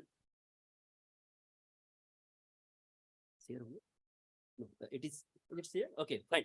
Thank you. So I think this slide is that can take at least 2 hours to complete this slide, but I will try to cover this in 5 minutes. So I don't know how much topics I can cover, but yes, I can motivate you what kind of works are in VLSI and electronics that you can think of. So yeah, so basically these are the something like I don't want to take these parts. Yeah, so if you see initially the VLSI industry started from the vacuum tube, that you can see the size of vacuum tube and the size of the computer. First computer you can see 10 feet by 10 meter by 15 meter or something like that. The single computer was of this size of big hall. Okay, now the first evaluation comes, that transistor comes. So this is really a very innovation, very good innovation, especially in semiconductor side, that drastically reduces the size of the chip and systems. So these all are like, if you can see, this is how the chip looks like, simple chip. These are the simple computers or different generations, different processors. And this is the evaluation. Initially, the size of mobile phone was bigger, but the screen was less. Now it is opposite in the trend. You can see the size is bigger, but there is no other part in the mobile phones, right? So these all are the evaluation. And now you can use your mobile itself as a computer, right? So this is what the evaluation is. To start with this VLSI or electronic, you have to come up with the discrete kind of things. Like you have to connect different components. You need to make a simple circuit and you can run it. You can use it for any applications. Yeah, this was the simple thing. You must have seen in older electronic devices. There are many resistor, transistor, capacitor, and other things that you need to connect it. You need to, but based on your requirement, you can decide all these components. And this is how the PCB looks like. This is meant for the student school kids only, right? And this is what nowadays we have. We have a big board where a single chip you can see of big size, approximately 64 pins. The computation capability is very high actually.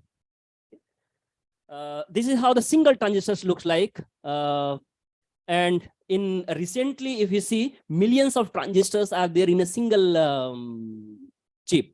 So now you can see how the single transistor looks like, and you need to embed the similar kind of architecture million times or even more than that, right? So this is what the beauty is of 2 millimeter of 2 millimeter. The size of chip is 2 mm by 2 mm, but in that size you have millions of transistors. So now you have to imagine how the industry is moving and what kind of innovation is needed, especially in this direction. Okay. Yeah, this is, I just want to, yeah, he is the one person who predicted what kind of technologies are. So on the right side, you can see the different technologies. If you reduce the technology, the size of transistor reduces, you can embed more number of transistor in a single chip. Okay, yeah, these are some of the companies. Now you can see the competition is keep on reducing, right? Nowadays, if you talk about 3 nanometer, Samsung and TSMC in the race. Initially, if you talk other companies, maybe Intel now added. Yeah, this may be the older slide, right? I need to add Intel as well, right? Okay. So if you see 180 nanometer, which was one of the older technology, and now if is in India we have SCL Semiconductor Complex. They used to fabricate chips at 180 nanometer, so we have that facility in India. But now if you can see with technology innovation, the competitors are keep on reducing. So now you can see how complex this particular industry is. It is not like everyone cannot sustain. Okay. This is the first processor on your calculator. You can see 4004 processor having only 2300 transistors. Now if you see latest processor from Intel, so I'm promoting Intel, right? You have to give something, right? So, okay. So now if you can see the number of transistors are very high, right? So, and their capability is too much. This is not needed. Yeah. So if we want to design your chip, then you have to start with the devices. You have to think of what kind of devices you want. Then based on those devices, you can make circuit, then you can make logics, and then you can make complete module, and then you can come up with some system. So these are the abstraction level, especially if you want to move your career in VLSI. So you can work on single devices, you can work on the circuits, you can work on the gate, modules, and the systems. So opportunities are everywhere, right? So, and to do all these things, a single company cannot do. You need n number of companies to execute all these things. So let me tell you what kind of, yeah, so this is very important. The chip which you can see that is started from the sand. This is very strange, but yeah, this is true. Okay, so you have to heat up this sand, and then you will get some wafer kind of. Okay, you need to cut them. You will get cylinder kind of structure. You need to cut it down. You will get some slices, and then on those slices, yeah, that slice looks like this one, and then you need to fabricate on the chip. Yeah, this is how it looks like. If you can see here on single wafer, this is what we call it the wafer. And here, this one module you can see here, this is one chip that this is what we call it the dia. You need to cut it down, you can just package it and you can use it as an IC. Okay. So from sand, you need to create the wafer. From wafer, you need to pattern it, you need to make your design, and then you need to slice each and every dia. Okay, you need to slice it, and then you will get a single component. Then after that, you need to connect the wires which can be connected outside. Okay. And then you will get something like this, and you need to package it. And at the end, you will get this kind of chip. Okay. Now you can see, like, it looks like I have finished in 20 seconds, but it is not that much easy. Like, you have to start with the sand, n number of processes are there to get actual chip. Okay. So this is what you can feel, what are the processes and how we can do that. Yeah, I'm not taking this part. Yeah, this is important. So these are some companies who are working in IP core. Like if you want to design some chip, so you need to decide some module. It is not necessary that you have to design all the component in that chip. Single component, any other, like n number of people can do. They can embed it and you will get the complete chip. So, so EDA tools, these are basically used to simulate your circuit, to test it, like whether whatever logic you have decided, whether it is working perfectly or not. So these are some of the EDA tool, measure mental graphics, synopsis, and cadence. I'm also promoting synopsis, right? Huh? So, and for this, you also need some material and subsystem. So this is also one of the domain where you can think of. So here you need material scientists, chemical scientists who can work on these directions. Fab equipments, like to fabricate any chip, you also need some equipment. So there are some companies who are developing the fab equipments. So these are some of them. Fabless chip companies, some IDMs, and then at the end, chip foundries. So these are, it is not like VLSI industry is very small. You can pick any of this domain. You can select yourself where you are best fitted, and accordingly you can decide your career. So this is what my objective was to discuss this. Thanks a lot. I think it was very fast, but yes, I tried my best to.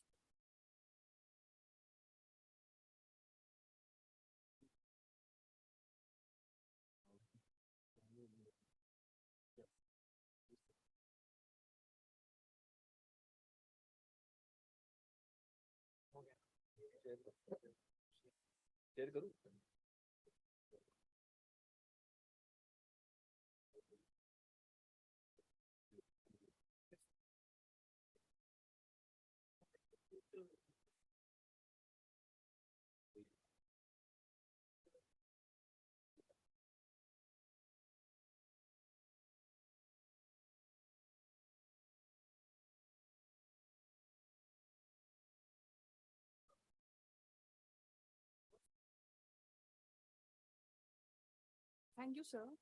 Now, I would like to call Dr. Ambika, sir, to give the memento a token of respect and thanks to Rajiv Kushu, Texas Instruments.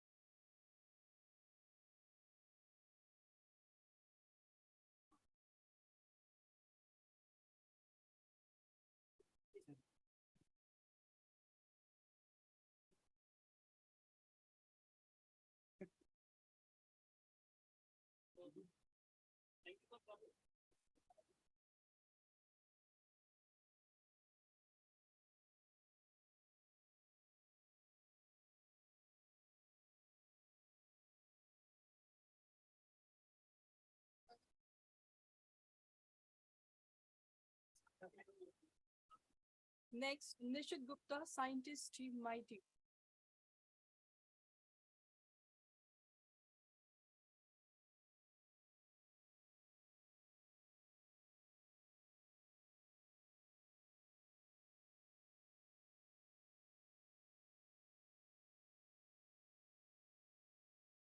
Dr. Satya Gupta, President, VLSI Society of India.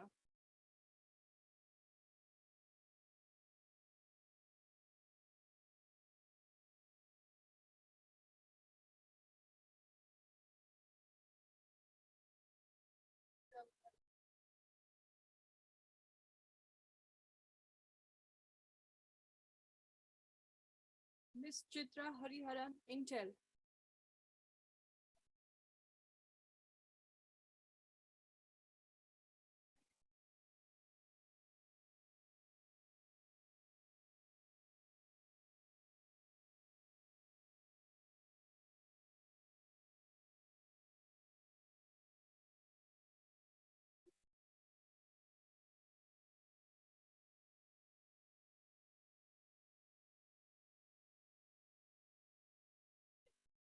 Mr. Sanjay Bharu, Joint Director, JKST and IC.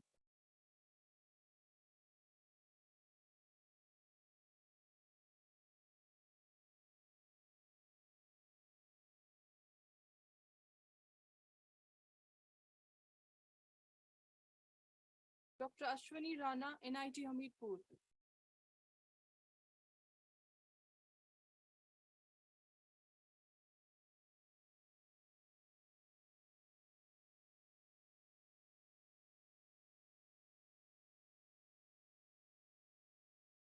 Mr. Dhanapati Krishnamurthy, Intel.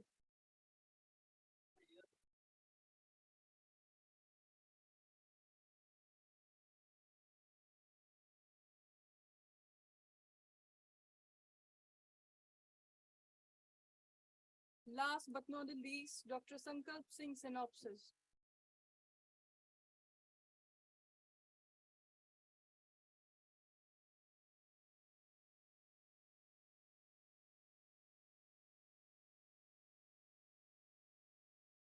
Thank you, sir. Now, we would like to call upon stage Professor Rakesh Singhai for the vote of thanks.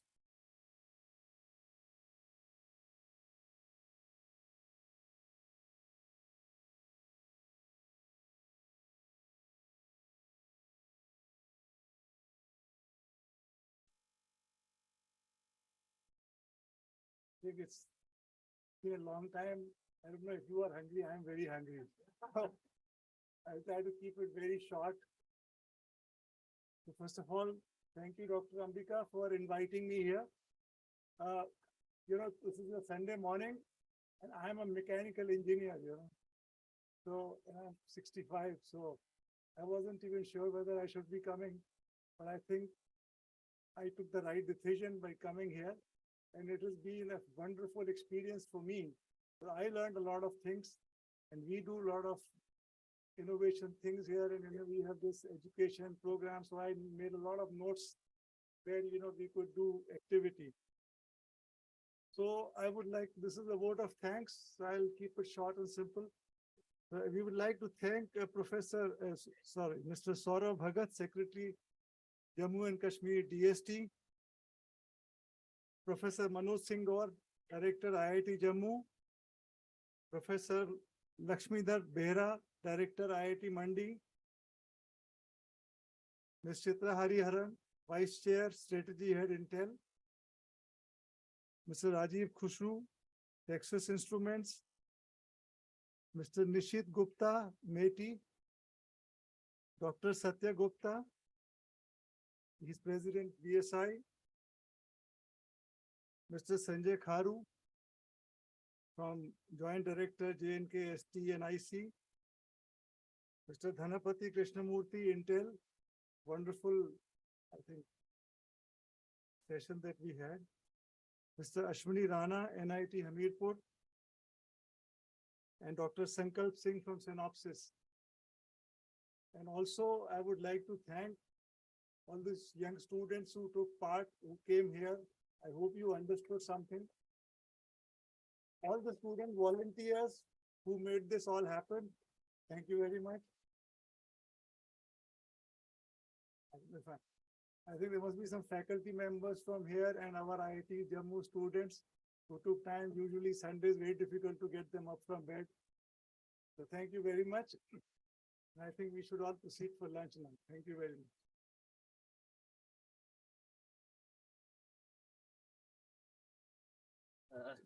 So thank you so much, everyone, to join. Especially thanks to SP Smart School. This is really a very good thing. Like, I think